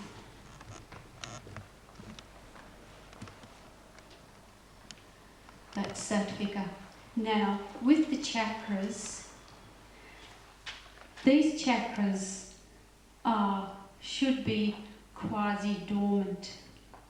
You should, on the spiritual path, everything, you've got to make sure that that is overcome. Now, with the Kundalini, it can go up, it can go down. People don't realise that the Kundalini, you hear so many people say, oh, the Kundalini's gone off. And I think, well, which way did it go? And they go, oh, don't know.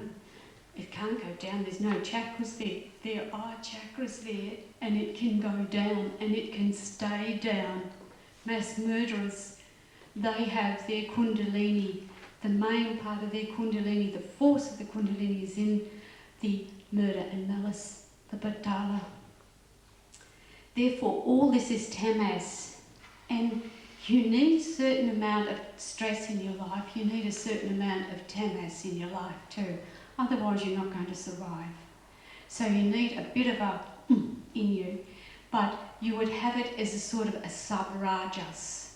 So you can have, as in all yoga, plenty of possibilities. So you've got your sub-tamas, and you get the sub-tamas, so on.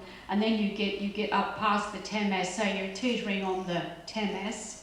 And then you've got the sub-rajas, so you slowly get through all those to get to rajas. Now this is the rajas part, because you need that to get around in life. You need it to,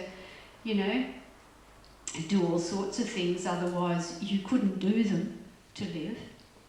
It's not possible. And then you come to here, up into these chakras, and these are the chakras that are always open, and you actually can't close them. But it's good for you to think you can close them, because they are immature. So nothing can really come near them. And these are the chakras that you need for enlightenment, but that is when reincarnation begins astrally. You only have a certain amount of lifetimes as a reincarnating human. And then what happens, your vibration is such an intensity that you incarnate astrally. What you've learnt here, you've learnt. You cannot learn any more, then you go on. And that's why you will find that some people come and they have got great knowledge and all the rest of it. They've come for a certain reason down, and they have to carry the karma. They have to take the responsibility. They have to become enlightened all over again. They have to do it all over again. Just for them it's quicker. And you think, God, how easy they do. They're only say. And it doesn't come to fruition until you're about 55, 60. And you're truly there when you're 75 if you last that long. I had to remind Maharaj last month that he was actually 83. Must have thought he was about 17. So these are the important ones. Now the heart chakra is always broken. Heart chakra is always wrong. Has anyone felt the heart chakras, people? Anyone here who hasn't felt a heart chakra? I felt one spinning and the breeze and the energy comes like with my hand above it, but if that's what you're saying is feeling, yes. Now, why I'm saying that is because there are two sides to a chakra. The Kundalini goes through the centre. Chakras are like... It's on our page 41. Okay, so you've got them like this. And it's coming in here, and this is the ether body, and this is you then. And that's your spine, say, and that's your back. All right? Now, on the back, you've got the same. That's how the chakras work on your body, which you probably know, Mark, anyway. And they don't go onto the body, they feed the ether, the etheric body around you. Right, now what happens is that the front part is your emotional part. So this is the emotional, and this is the will. This tells you the level you're at. They say, am I enlightened? Check it out. So that's the level you're at, and that's the emotional level. Now, if you have a bad temper, or you're very jealous, where do you feel it? I feel it everywhere. When I'm in a bad temper, all of these. Ma? On your back, because that's will. No. You actually feel it in the front, because it's an emotion, and where you will feel it is in corresponding chakras. If you have a look at the chakras and you study your book, you'll see they're templates of templates. Microcosm, macrocosm, microcosm, macrocosm. So they're templates of templates of templates, potential, potential, potential, more, streamlined, refined, refined, refined, according to your bodies. Up here, totally refined. Therefore, if you feel like jealousy, you'll feel it in your knees, front. You will feel it in your heart chakra, front. Interesting, isn't it? Now, if you have, as you think, negative energy, and a lot of people thinking negative energy entities, isn't that right? If there's some old bods hanging around on you, and they're jumping into your heart, they can't get in the heart. They cannot penetrate you in the heart chakra. Now, although that heart might be open, broken, not working correctly, you cannot be attacked through the heart chakra. You can only be attacked from here on. Sometimes, very seldom, I would say there. More this area they will hang on to, because an entity is not evolving. For some reason it wants to hang around. So what it will do is hang on to you in this area. Now, quite often, to explain that, you've found yourself to be an alcoholic. 99.9% of my family. You found yourself to be an alcoholic. Oh, it's a shame. Your mum drank, oh, your dad drank, oh, and you're an alcoholic, oh, you're Irish. Sorry. That's what my father always said, being an Irishman.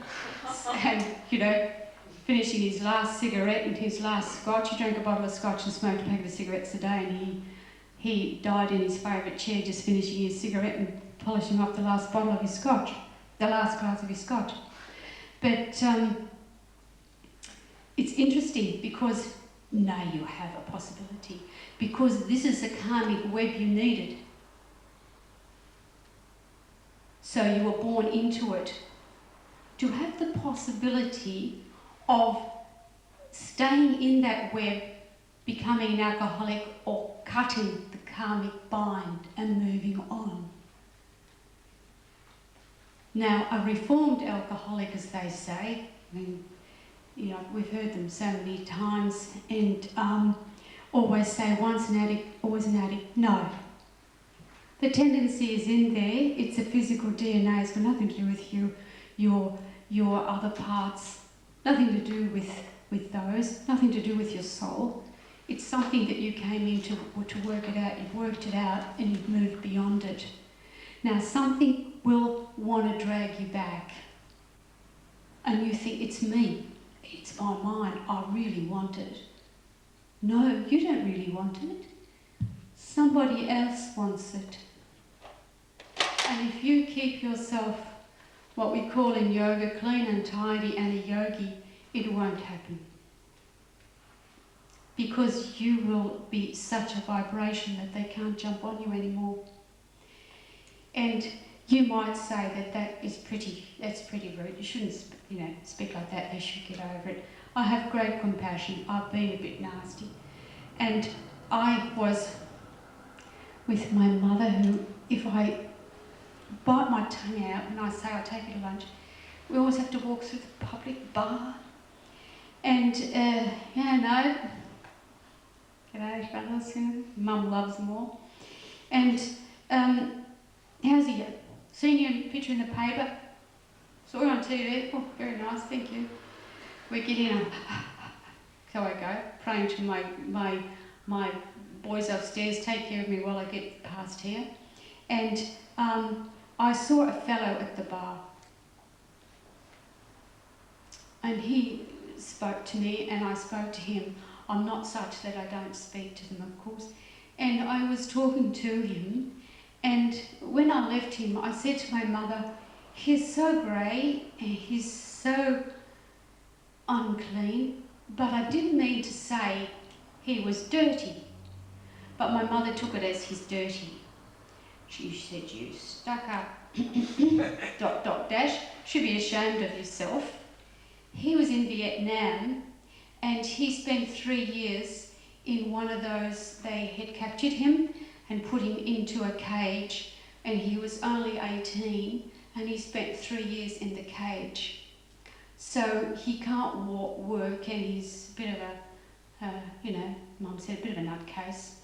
And so he spends his time on that seat in the public bar. He's comfortable with the vibration. He no longer has the courage to move out of it. And so I always also offer for him, when I fast, I offer my fast for him as well. Because what a poor fellow.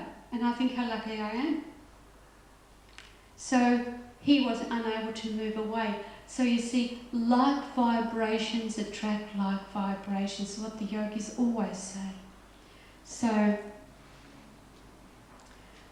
here's where they will be and here's where you will clean yourself. Now, Joe, you gave them the cleansing breath, didn't you? Did you feel a difference with that cleansing breath? It's one of the tools we give all of you is a cleansing breath. To keep yourself nice and clean, you should be doing it 3 times a day. It's very, very good for you. The other, of course, is a cold shower. And there's lots of ways of, getting rid of them. If you'll stand up now, I'll give you a polarizing that will make you understand the different vibrations that the prana has.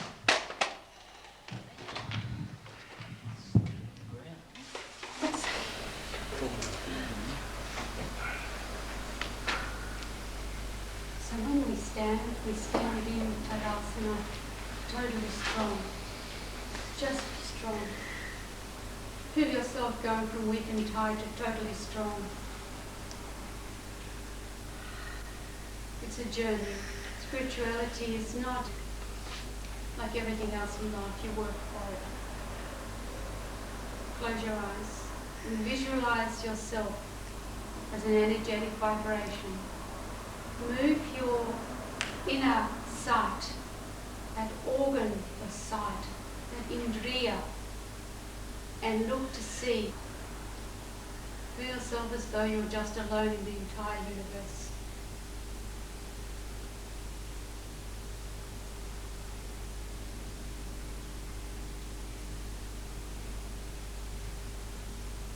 Now I ask you to take a deep breath in and then just release and let go. Just let's have the right attitude. Now no more deep breaths, but on the next inward breath, allow the energy of Prakriti, that energy now that is going to come in through the crown chakra at the top of your head. Welcome it and allow it to gently float down into the heart region.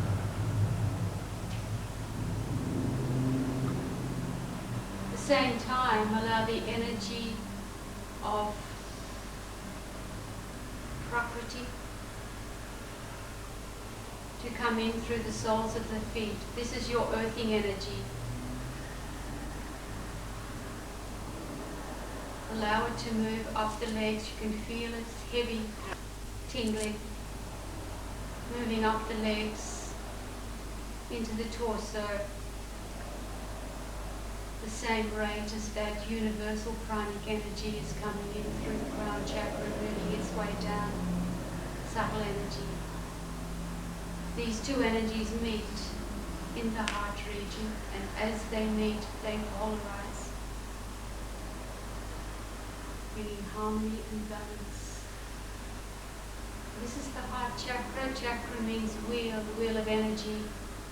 And as the chakra moves around and these energies move around with it, it becomes stronger and stronger. And it permeates the entire body, pushing all negativity away, replacing all negative with positive, vibrant life force.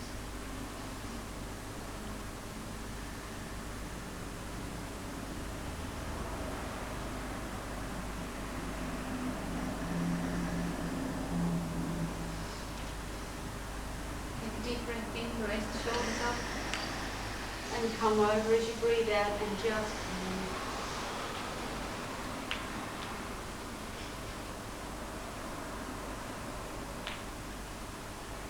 take another deep breath in and slowly unwind. Shoulders up and back first, then the head.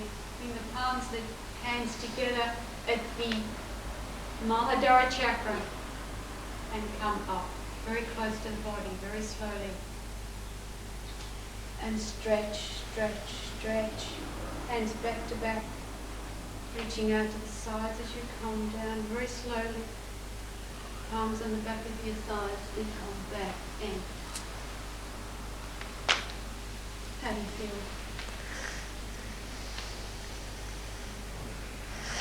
Shocking, huh? Please sit down. That's correct, Boris. Totally balanced. What you've just done is polarise the energies. You see that, Mike? You can't actually take that Prakriti energy further than the heart region, because that's the bridge. That's where two energies can meet and where you walk over. The other energy you notice, because you're really switched on, you would notice, and a lot of you are, you could hardly feel it coming down. Very faint. Very subtle, but you gave it permission. You didn't give it permission, it's already there. What you actually did was you gave your mind permission to greet it, to understand it's coming in, and at the same time, you gave yourself permission to take in what we call negative energy. So you have the positive, unmanifest, and what was already manifest, which is an earthing energy, which the yogis say is negative. It's not bad. It's just the opposite.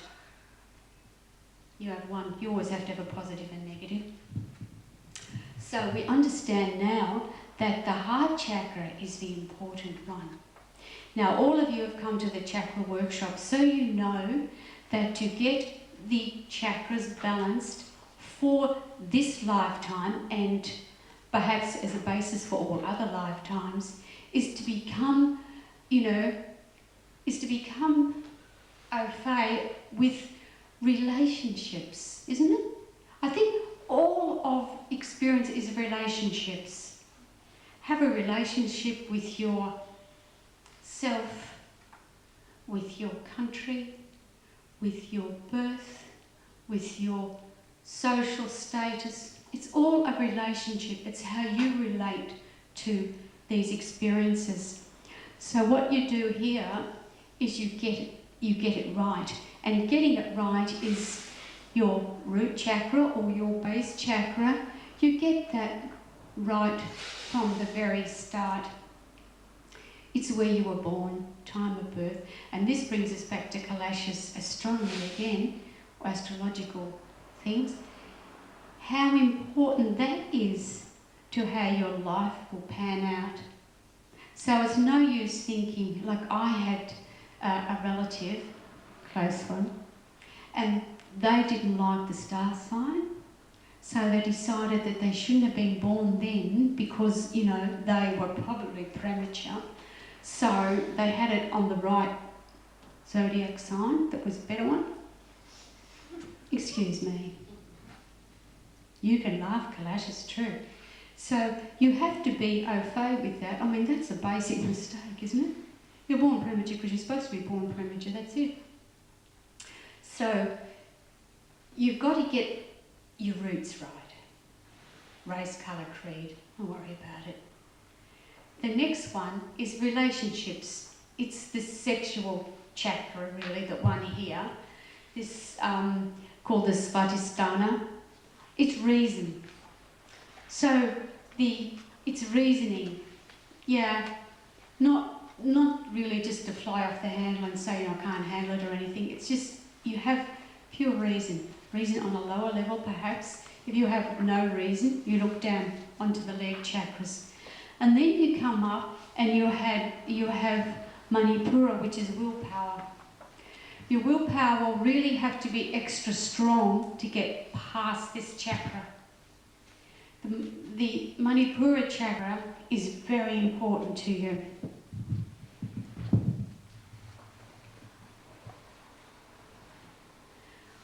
Every time I give a chakra workshop, I tell you about the boxer who gets hit in the solar plexus and gets a concussion of the body, it's called, because you'll hit there, and if any of you have a fright or anything, you go, is that right? Like this?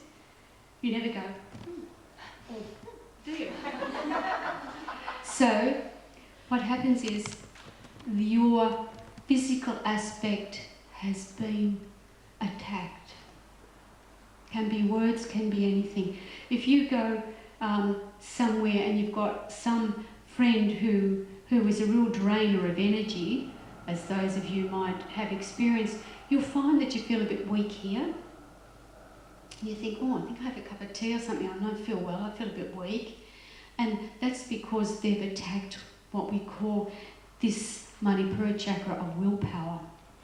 Now, you have to have great willpower because these lower chakras now, you have no excuse. Their foundation must be strong enough for you to survive.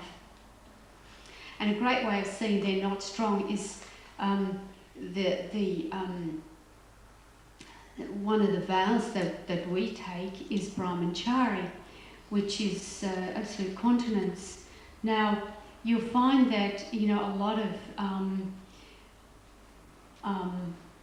the yogis, swamis and things like that, they get into a spot of bother with that because once they get, they start to learn and these chakras all must be balanced, they start to be having, sexual inclinations and that's all, so they think they've got it under control. It's not under control at all. And it takes enormous willpower to have it under control because it's a natural earthy urge, isn't it? So, to procreate or to whatever. And so they get and they have little affairs and all sorts of things and it's not too good. I remember many years ago, Swami Durgananda, who was one of the very first Swamis to come to Australia, he came from Pondicherry. I think this is probably going on just over 35 years ago. And he was met by one of his Swamis and he nearly died because those days you walked onto the tarmac to greet the aeroplanes. And as he came to the doorway, this Swami arrived with his white wife and his child. So Swami Durgananda was, who I might say was not pure of action. He was quite shocked that his Swami had gone into the Western ways. But he did too, so... So that's pretty difficult because once you get to that stage and you have that organised, your willpower to go on must be absolutely huge. And that's why, when we come to Diksha, we see that with Diksha we ask, you are asked to put your Diksha in your heart region because the heart chakra is always damaged in some way. Now, if a bridge is damaged, you can't walk across the bridge, can you? Stands to reason. You can't walk across.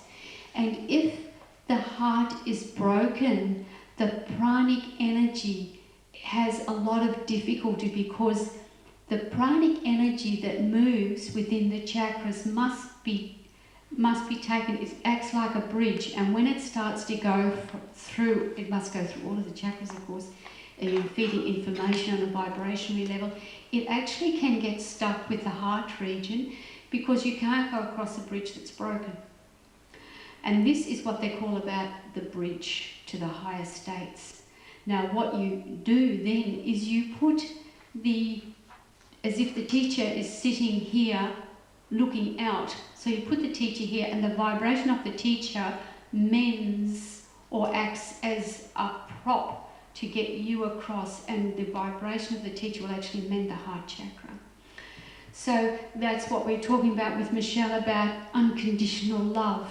Because sometimes, although you might think that the teacher has in unbelievable, avenues and resources of energy, they do get tired and they do have to go back and replenish themselves from time to time and draw on their lineage. And that's why a lineage is important, because the lineage sends down the energy from one to the other until it gets to the new person who has taken initiation. Now, that said, once you get past this will, your will must be really, really strong, because now you're balancing the rajas and you're moving through a rajas period, which is, full of attraction and repulsion, and it's quite energetic area, and you're going towards to keep the waters all calm, and to get it calm takes unbelievable discipline. Now, that's why in a Diksha you get not only the teacher to sit there in your heart region, but also you have the vibrationary sounds of a mantra which will echo back to the teacher. Now, believe it or not, if you haven't said your mantra, the teacher will know, because looking at you, they see not you, but this vibration. Remember I said, the mantra is alive, it lives, it grows, so it has to grow. And if you are not feeding it, it's going to die. And if it dies, the teacher must have to come out. Can't stay there. So it's not a good temple. So sometimes in my early days, I think, I wish you'd just jump out for a while so I can just get a bit wild and then come back and I'll be all right. And so he used to say to me, oh, we were not quite doing what we should do, but don't worry, I have stopped it. I think, yeah, you sure did. So that's what used to happen to me. I won't be as mean as that. So you understand that then you come through and then comes different things. Things that you thought were, I can see stars, or I can see, people say to me, oh, I'm seeing little triangles, or of colour, I'm seeing the colours of the chakra, and, all the teachers do is, come on, I'll entice you, you'll see that, and come on. And then, now, let's put that behind us and let's get on with it. And then you see, because the other chakras start to open, you start to begin, here this chakra will open, and then you will have, creativity on a much higher level than you ever thought before possible. You'll have, on just an ordinary level, when this throat chakra is not developed or mature enough, you'll quite often see ladies who have never knitted or sewn in their lives. They reach menopause and all of a sudden they come to China painting, or they do knitting, or they start sewing, isn't it? No, not you, Tools, we forget you. So you come to that level, or men, they start planting little flowers in the garden, or they start, cultivating a garden, they start to grow things. It's not as drastic as in a man or in the male, but it's very drastic in a female. And what she'll do is put on weight around the area which was her reproduction area, because it stopped. And she doesn't want that area of her life is over. That's why Mum's always thin. My mother's very thin. But this is how it's supposed to be. And so that on a lower level is that creative chakra working. You have a creative chakra, the navel chakra, you have a creative chakra here. This one is more gross, I understand. This one becoming more subtle, because it actually becomes really really alive, the subtle levels. And so you can imagine if that's what happens in a physical, unswitched on, as you might say, level, what it can do when you're really switched on. And then you come to this Ajna chakra, which is the chakra of cognition.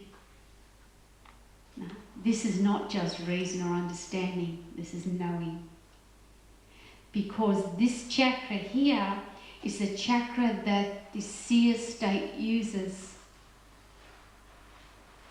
So if it is not, and it is evolving along with the chakras, so if these chakras are not evolved proper, its understanding is distorted. If this starts to move this chakra here, and this is all not balanced and correct and nicely, you know, like I say, nice and smooth and without a speck of dust, this is going to see things distorted. So you will think what is it isn't. It's very interesting, because here's where you see through your mind. Here's where you should have lost all those nasty traits that you've got in the subconscious state of mind, the mind of subliminal traits.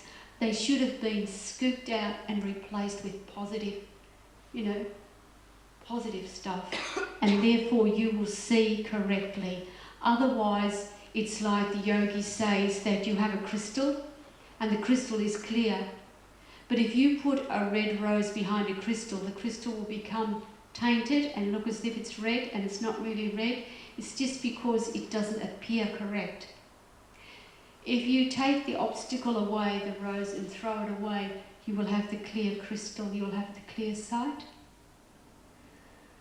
So quite often, if you're an initiated, your teacher, you have allowed the teacher, so the teacher can go maybe in a dream, give you a dream that will actually nicely try to take away this obstacle from you. So very, very gently, as you evolve through those lower, what you might call lower, but I think is terribly important chakras, you will actually, what's going on is these chakras are being cleared, being matured, your ego matures.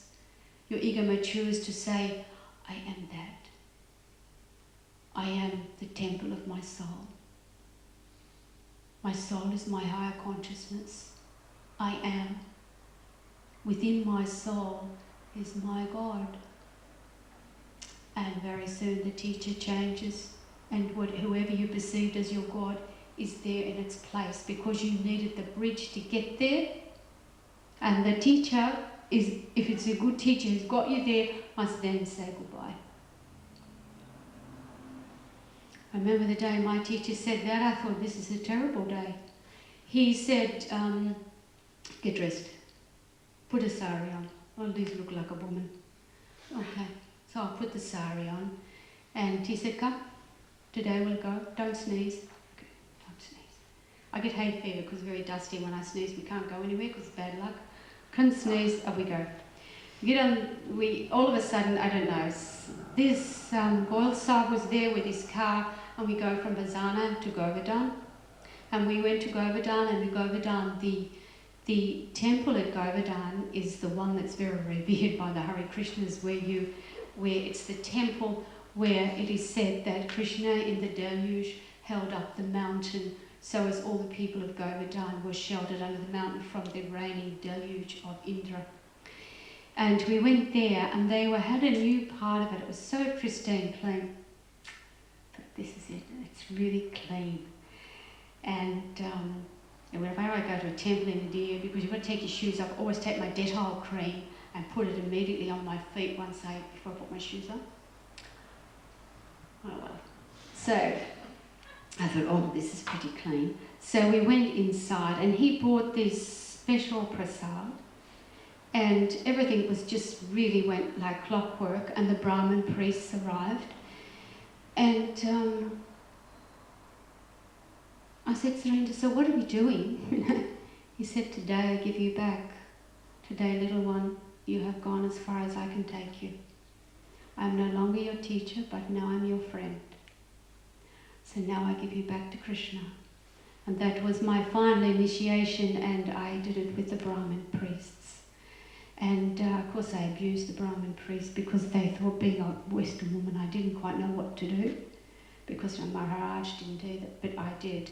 And so I did, very, amazing. And, it's really interesting because every time I say, oh, I've got some people from Delhi that we'll go to the temple at Govardhan. He says, what temple? I don't remember where it is. And I can't remember where it is. It always takes me, this is, go here or go there. There's lots of temples, there's never the one. And because, I don't know where it is. But so the time comes when you will be handed back also. And that is a time of, have you got those foundations right? You'll fall back if you don't. One of my tests before that was I had a dream, and my masters took me to the edge. They said, this is the edge, there is no more. What will you do? We are going to leave you. And I thought with my Western mind, that'd be right. You left me here all alone. I said, well, I'll just go. And I just shot through.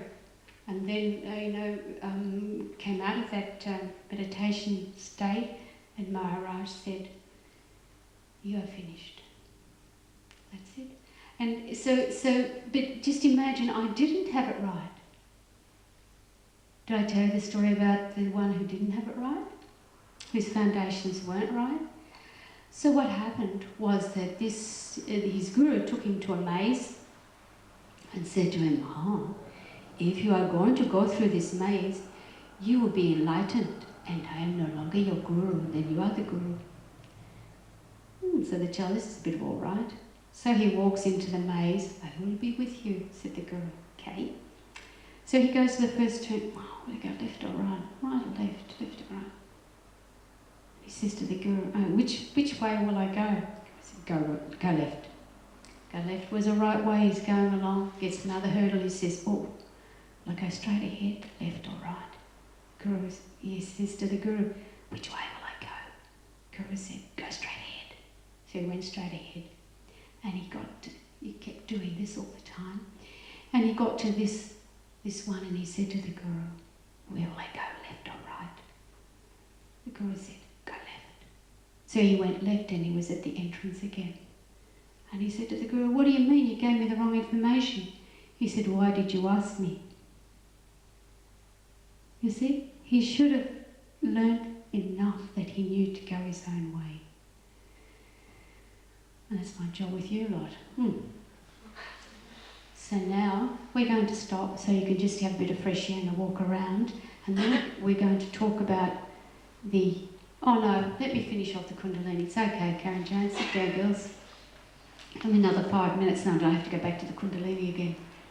So do we all know what the Kundalini is? It's the life force of the soul. It's consciousness itself. The universal Kundalini is the energy force which pervades the entire universe and keeps it working and keeps it in order. The Kundalini will, if you are enlightened, at the moment of enlightened and pure Sattvika, it will rise. When the Kundalini rises, what happens is the base of the spine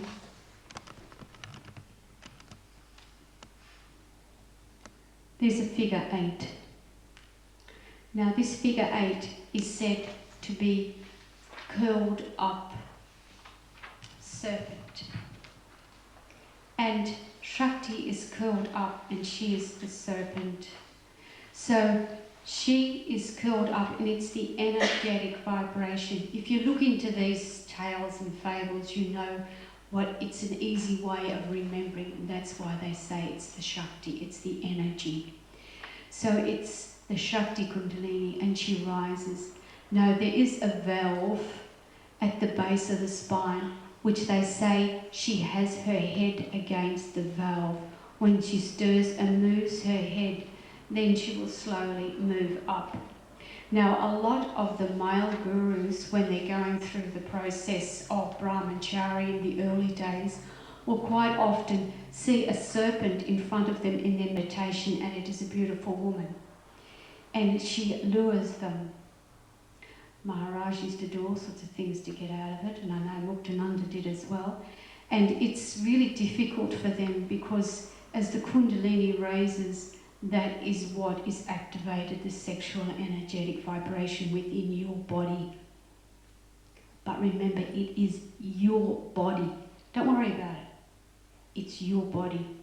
That's why men have a special way of sitting in meditation to help ease that as it happens. Doesn't usually happen, that terribly much to women. Because we're probably associated with childbirth or something, I don't know. But anyway, it doesn't happen that much with women.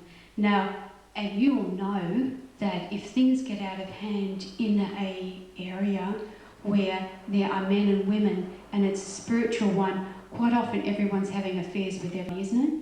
And you find in the spiritual circles, they're all having affairs with everybody else as well. And it's because of this energy moving. It's not that they're not, sex-crazed animals all getting together. It's because they don't understand that energetic vibration and that raising of the vibration and the moving of it. The Parakundalini is called, this is energetic vibration, which pulsates out of the Kundalini and keeps everything going. It's life. Just imagine, you'll mess with that, you can really mess things up for yourself. Now what happens, this energy itself is a blue energy, which is quite interesting because it's the aura of the fetus is also blue. So you have a blue energy. Then you have the Ida and Pingala. The Ida and Pingala are the male and female nadis. They're actually the nerve currents that run up and down the side of the Sushumna. The Sushumna is the other nadi. It's a channel going right through the spine and it goes all the way up throughout their top of their head. Now this Sushumna is an energetic thing. They've been able to photograph it again only recently, so it is a real thing. What happens is that all the way through your life, your left and right side of your brain are moving up and down. The Ida and Pingala are moving up and down with the force of whatever you're on at the moment. I found that when I was a single parent and had to do absolutely everything, I always wore trousers because it made me feel masculine. And I thought that brought out my masculine side a bit more. My baby's 37, so it's quite a few years ago. Thank goodness it's gone.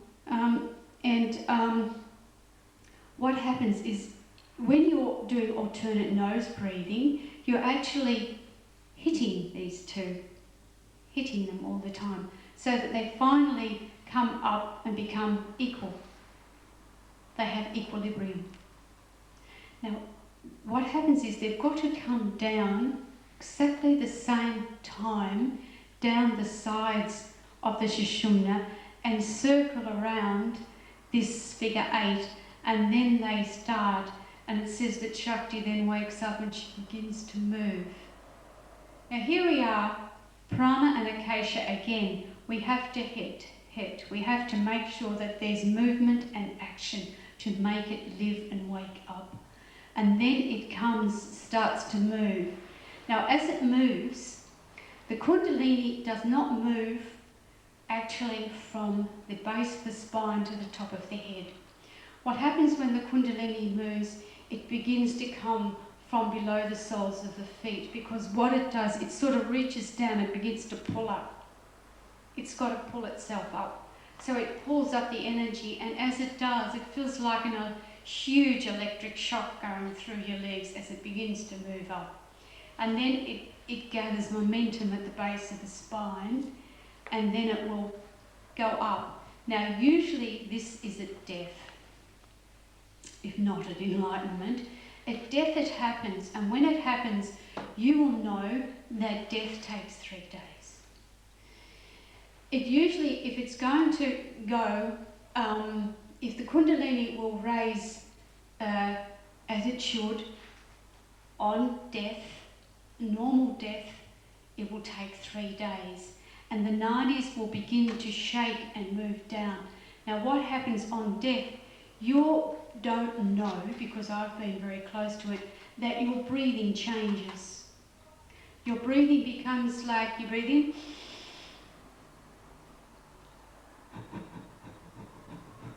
like that, and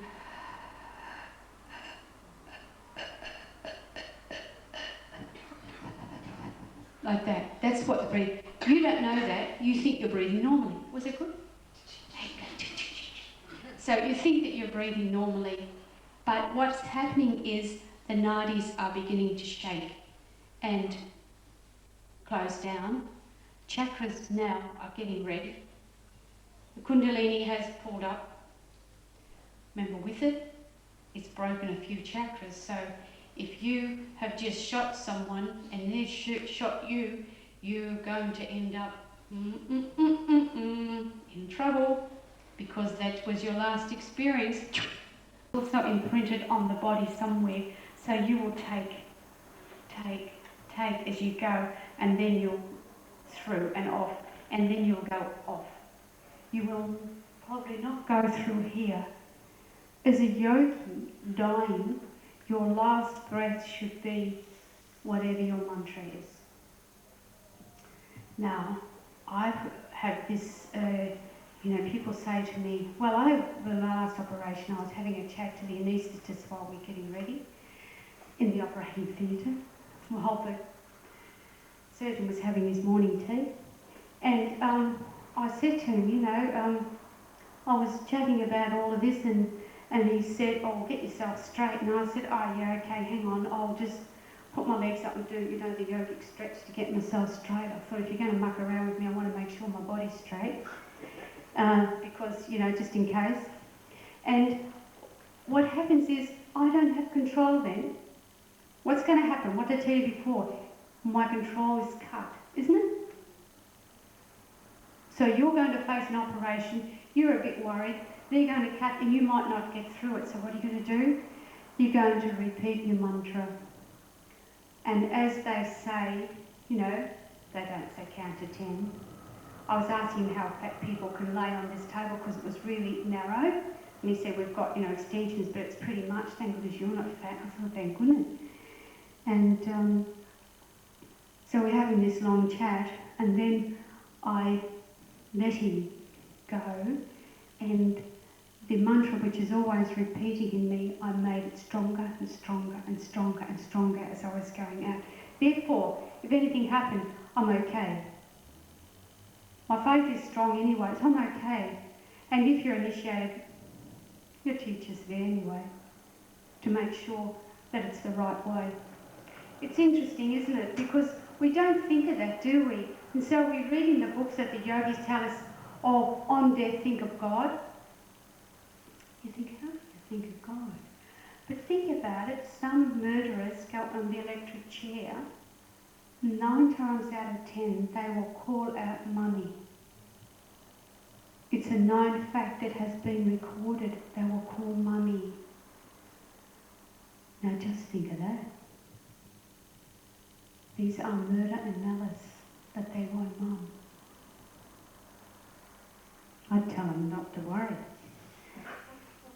Anyway, so just think about that. If you only had a small time to live, what would you do? Would you utilise it as a good yogi for the benefit of your evolution, or would you go out and have a real good time?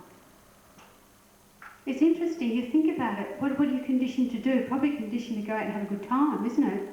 Whereas normally, as a yogi, you would perhaps fast and then no.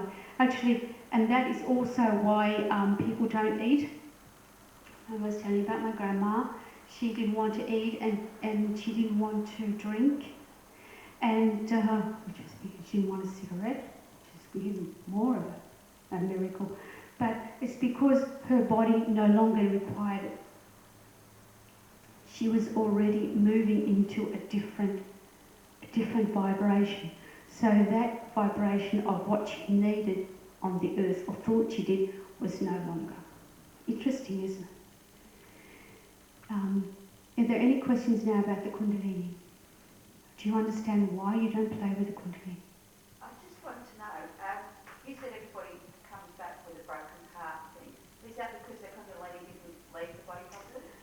Not everyone comes with a broken heart, but you will get a broken heart. I mean, I don't think there's anybody with a heart that isn't somehow affected by their lifetime. Oh, so Yeah, you don't need to come back with a broken heart, but you can get very soon after birth, you know.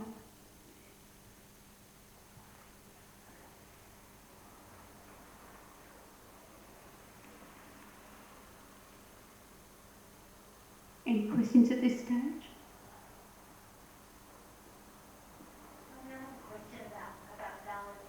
I was thinking before while you were talking about how things need to be balanced, that I guess that extends to the whole world and the universe. If that's true, as people move up in their chakras and start to stabilise it, does that mean there's another group of entities somewhere else that are having to move down to balance it out? No. It is the, express wish, if you like, or the ultimate that everyone moves up, but no one is down. And you will notice light vibrations. There are pockets all over the world where they have this negative sort of energy, and pockets where the energy is not negative. We were also talking today, I was telling Keith about going in the bus in India. Maharaj and I were on a bus, and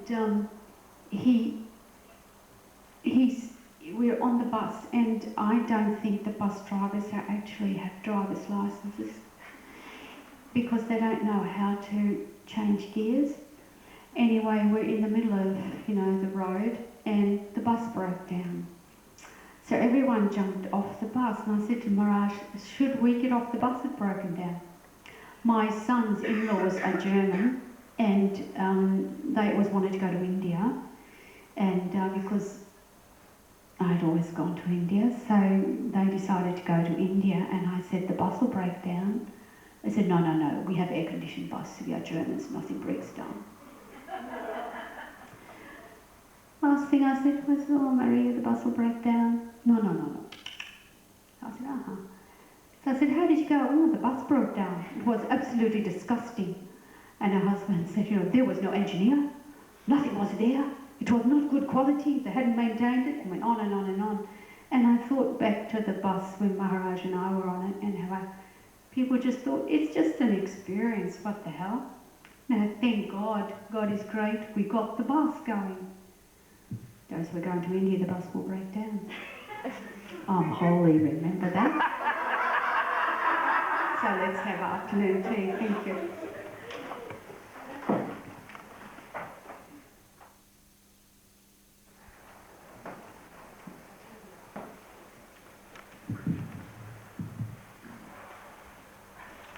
Smile. The art critic.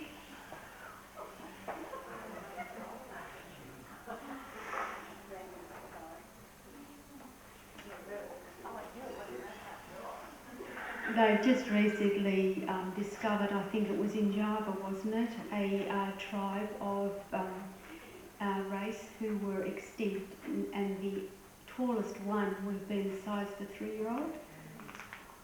Yeah, 65 million years ago. And it's they found their burial plots and where they were, and they've been, well, you see, I was there.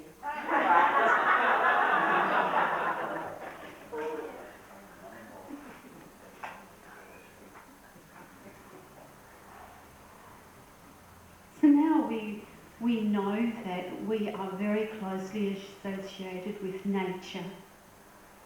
We're children of the universe, we're children of the cosmos, and we are also a very great part of nature and the order of things eternal.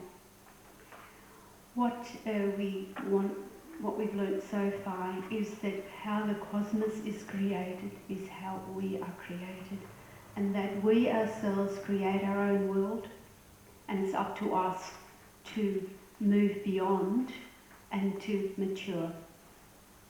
A lot of lineages call for the annihilation of the ego, but we do not. Maharaj says to annihilate the ego is to lose your individuality. If the ego matures very slowly, and it's actually harder for the teacher if you have an ego that needs to mature slowly, because you will, what can I say, if your ego is annihilated, you're much more vulnerable and pliable. But if your ego slowly matures, you become stronger with your nature and you think better for yourself. Personally, as a teacher, I would rather you think better for yourself and to become stronger than to be pliable, because then you won't learn and you won't grow if you are. Therefore, my way of teaching you is perhaps extremely unorthodox, but I think it is the right way, because if I have what's called jnana, knowledge, and I have an understanding within myself, then I will understand everything much better. On the Warburton retreat, I will bring you a talk which is called The Mysteries of the Initiate.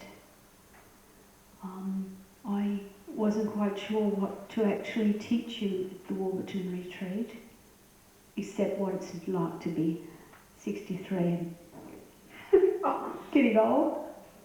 But Maya just reminded me, and that was very good, that if I wanted to go on even further and deeper into the talks that we've had today, then I will teach you the mysteries of the initiates. So I will teach you about the tattvas, and I'll teach you about the koshas, the different sheaths and bodies of the individual, and how that blends in with the whole scenario. So it will be very, very interesting.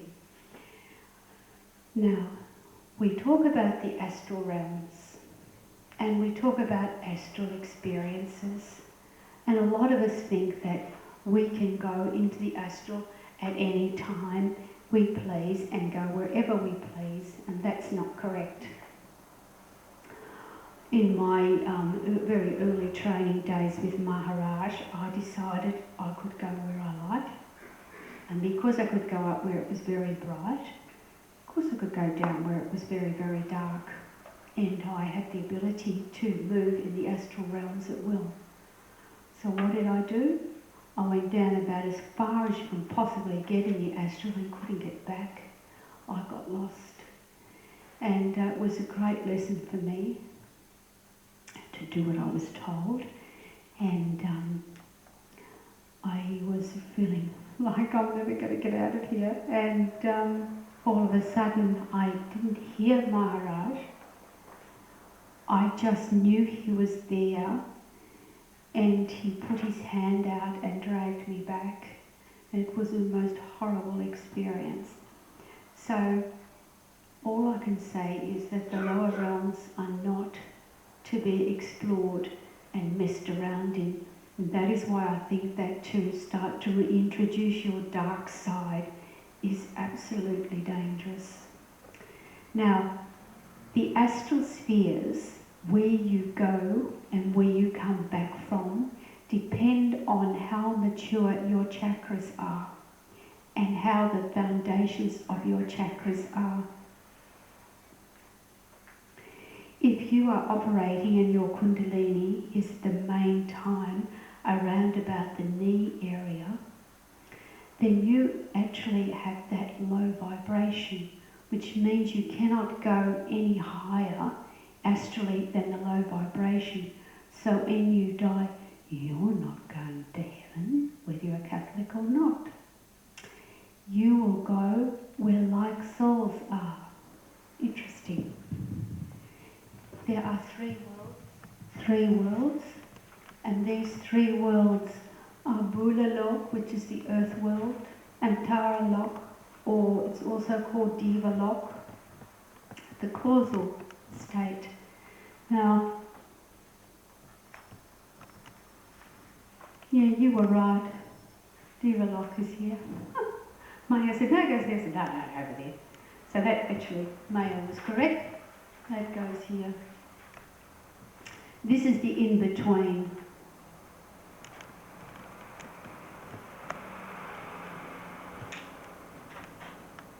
Now, so the entire lock is the in-between. Now, the in-between goes a little bit on to these lower realms. Shall we say the chakras from here to here. Now, that's amazing, isn't it? Because the chakras depends on our vibration. If my chakras of my throat chakra, my ajna chakra, if they're all nice and strong, then my vibration is totally different.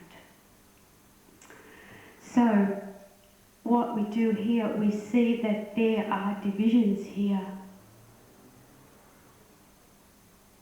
Go round about here. These are quasi the three divisions. So these are the dark regions. I think in your book they're called Naraka. Is that right? Naraka? Help me, have a look at the book. Naraka. Below here is called Tara. My brain's starting to get a little bit tired.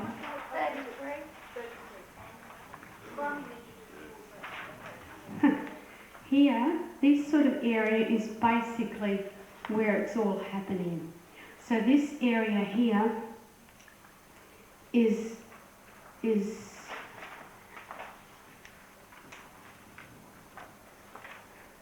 Antara Loka. Loka means a plane of existence or a world.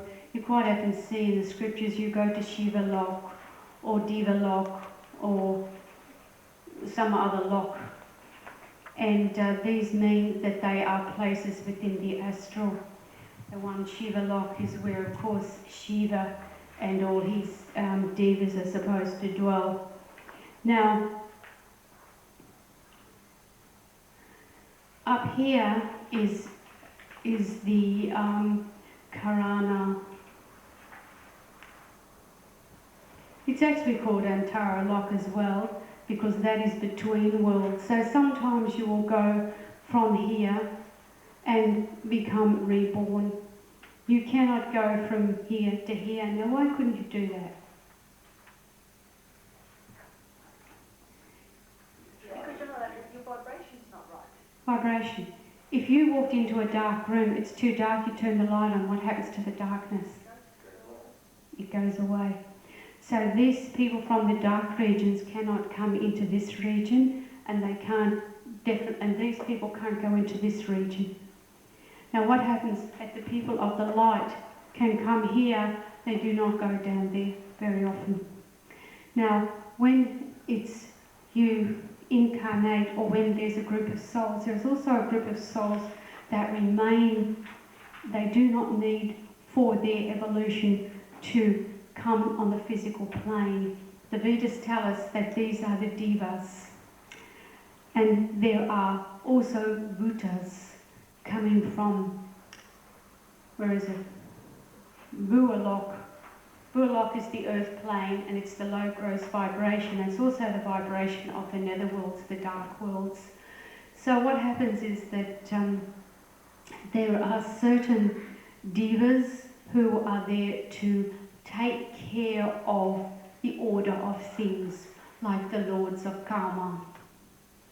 Like we see that in yogic tradition, you would think that there is Vishnu and Shiva and all these, what the yogis call posts.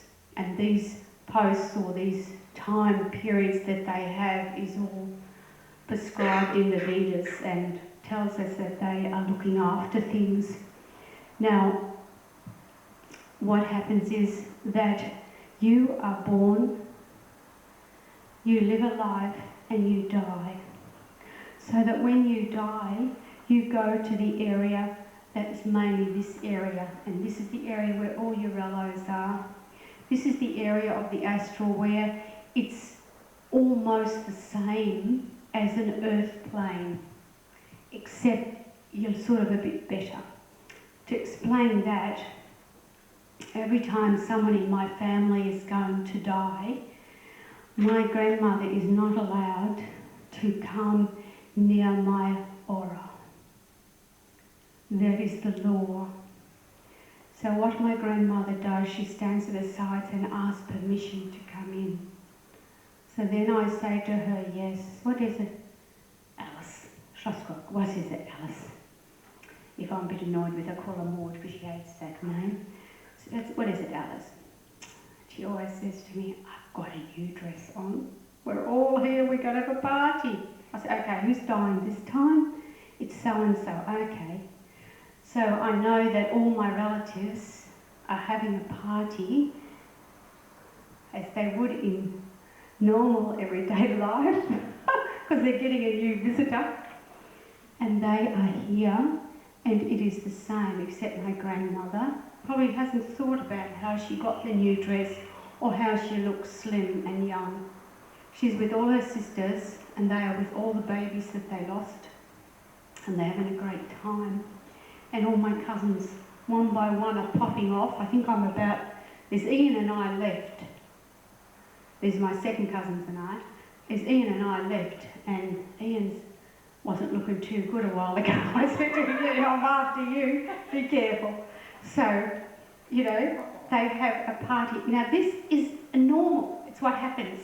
You don't think that when you die you lay there and everything is all just, you wait to be tapped on the shoulder and have another brilliant life. It's not like that. It just goes on. It's just that you don't have to worry about, I think in the Bible it says that, you know, your gardens are made, your houses are built by your good deeds on earth. Well, it's there anyway because it's all in your mind.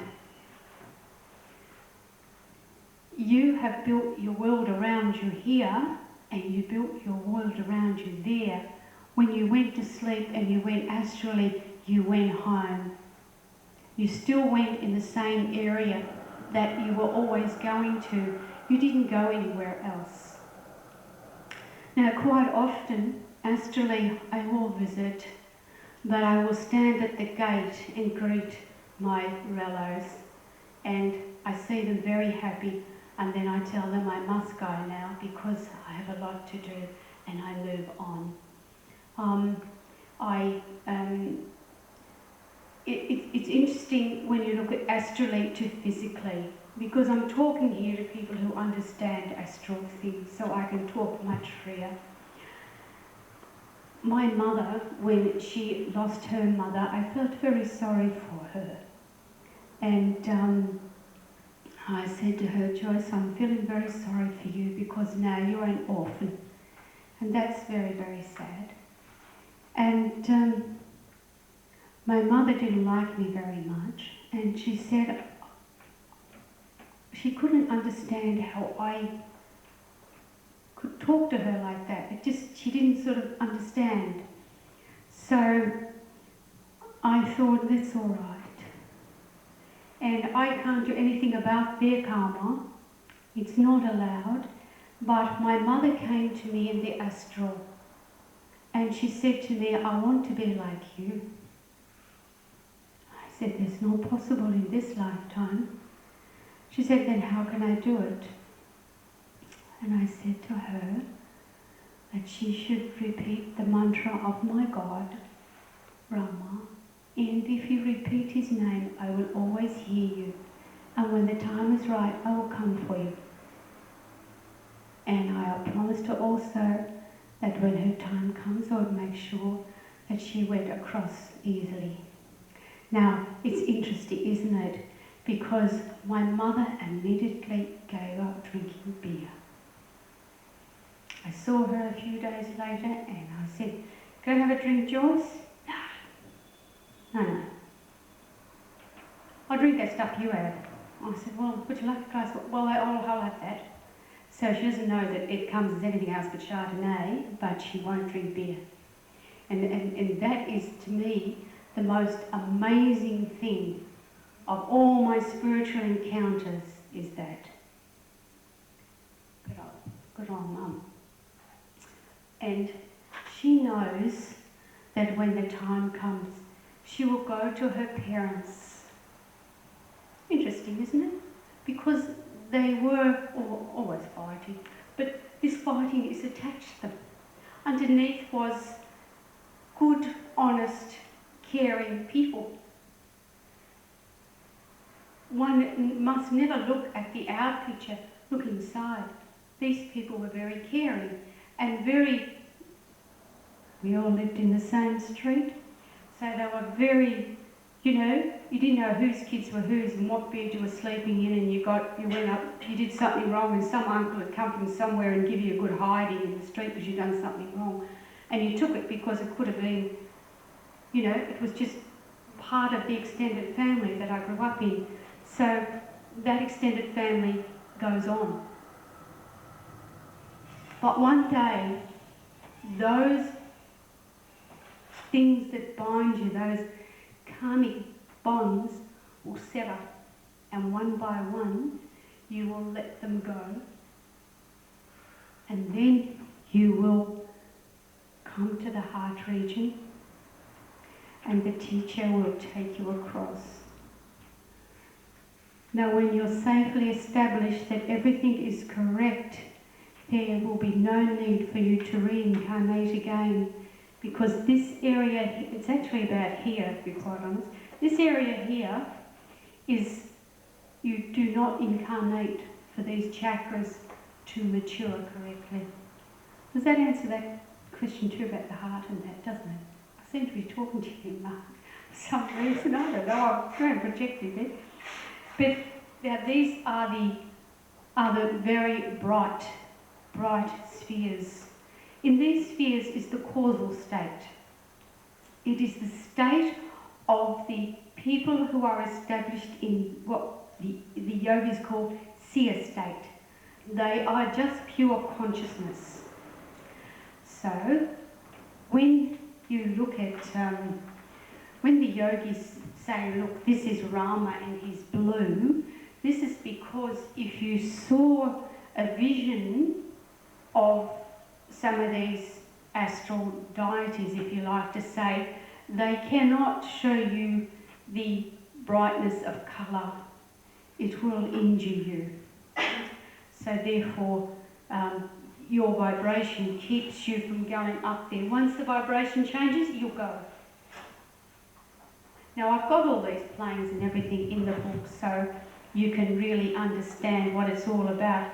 Now in these dark realms, the dark realms are going on as they were on Earth. So we see that unless you get over whatever has happened to you that you feel is nasty and negative, it will be imprinted on you to such a state that you will take it with you into the astral sphere and you will be reborn into that state again. And I think that's something that we've got to start here and now today to break those bonds that we have. And if you look at those karmic bonds, you can see them very, very easily. How many times people have said, oh, I'm going to do this, this and that, and then forget about it and go and do something else. And think, oh, that was it. Why did I do that? Now I'm back to ground one, isn't it? Why have I got this continuing attitude, this continuing habit I've got?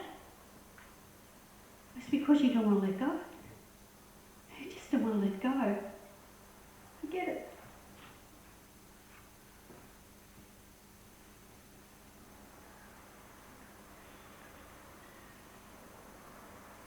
Are there any questions you would like to ask me? I've only just summarised here what is in your book for you to read. You mentioned before about people or souls reincarnating for a special reason. Would they be from the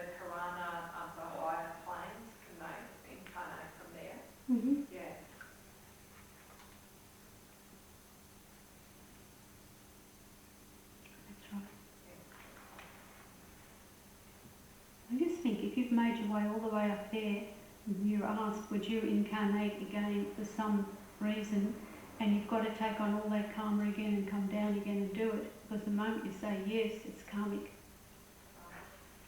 What would you do? I think I would, because I do it for my heart. Most people would say, look, would you give me time to think about it? Give me a moment here, will you? Now what was that what was going to happen? Forget it. So, yes, that's what happens. So, once we begin to get these chakras balanced, so then we can really begin to know where we are in this order. Now, it doesn't matter if you think you're important or you don't think you're important. You are vitally important to the whole process of universal order. It doesn't matter if you drive a train, sweep the path, or you're the greatest guru in the world. You are important for what is within you, not what you project. And always leave something behind, some deed. Help those who are also coming behind you. That's very important. Especially when all the yogis are together, sometimes you get a little bit, fractured with somebody. And that shouldn't happen, because we must be loving and we mustn't judge. Because you must not judge yourself, therefore do not judge others. Are there any questions?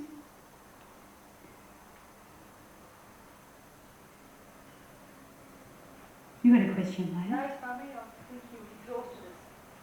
Oh, we've got a debate yet. We're not finished yet. Oh, okay. Cool. We have 2 questions now to debate. What have you written down on your own? Yeah, you better write them down. I can't remember them. Oh, we also were having looking at the 5 kalas, which that is not written in your book, I don't think. So your chakras are also the doorways to the astral, and the 5 kalas are the 5 planes of your mind. And if you are meditating and going through your mind and you hit somewhere and you see great things, visions or this whirling mass or whatever, know that you're walking through your mind, so it's not empty. Or at least it's not supposed to be, right? 5 kalas are starting from the bottom is the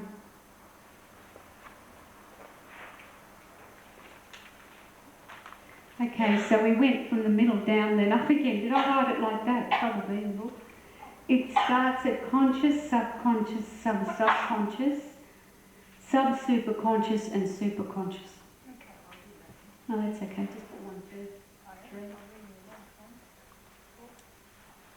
No. Sub-super is all, because they're just below superconscious.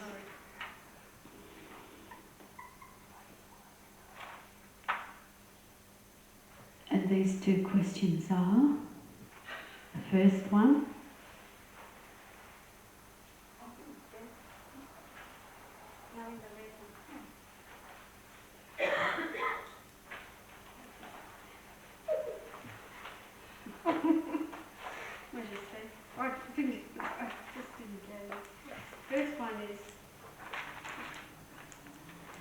the first question is, explain your concept of spirituality. And the second one is, define spirituality. Oh, define a spiritual life.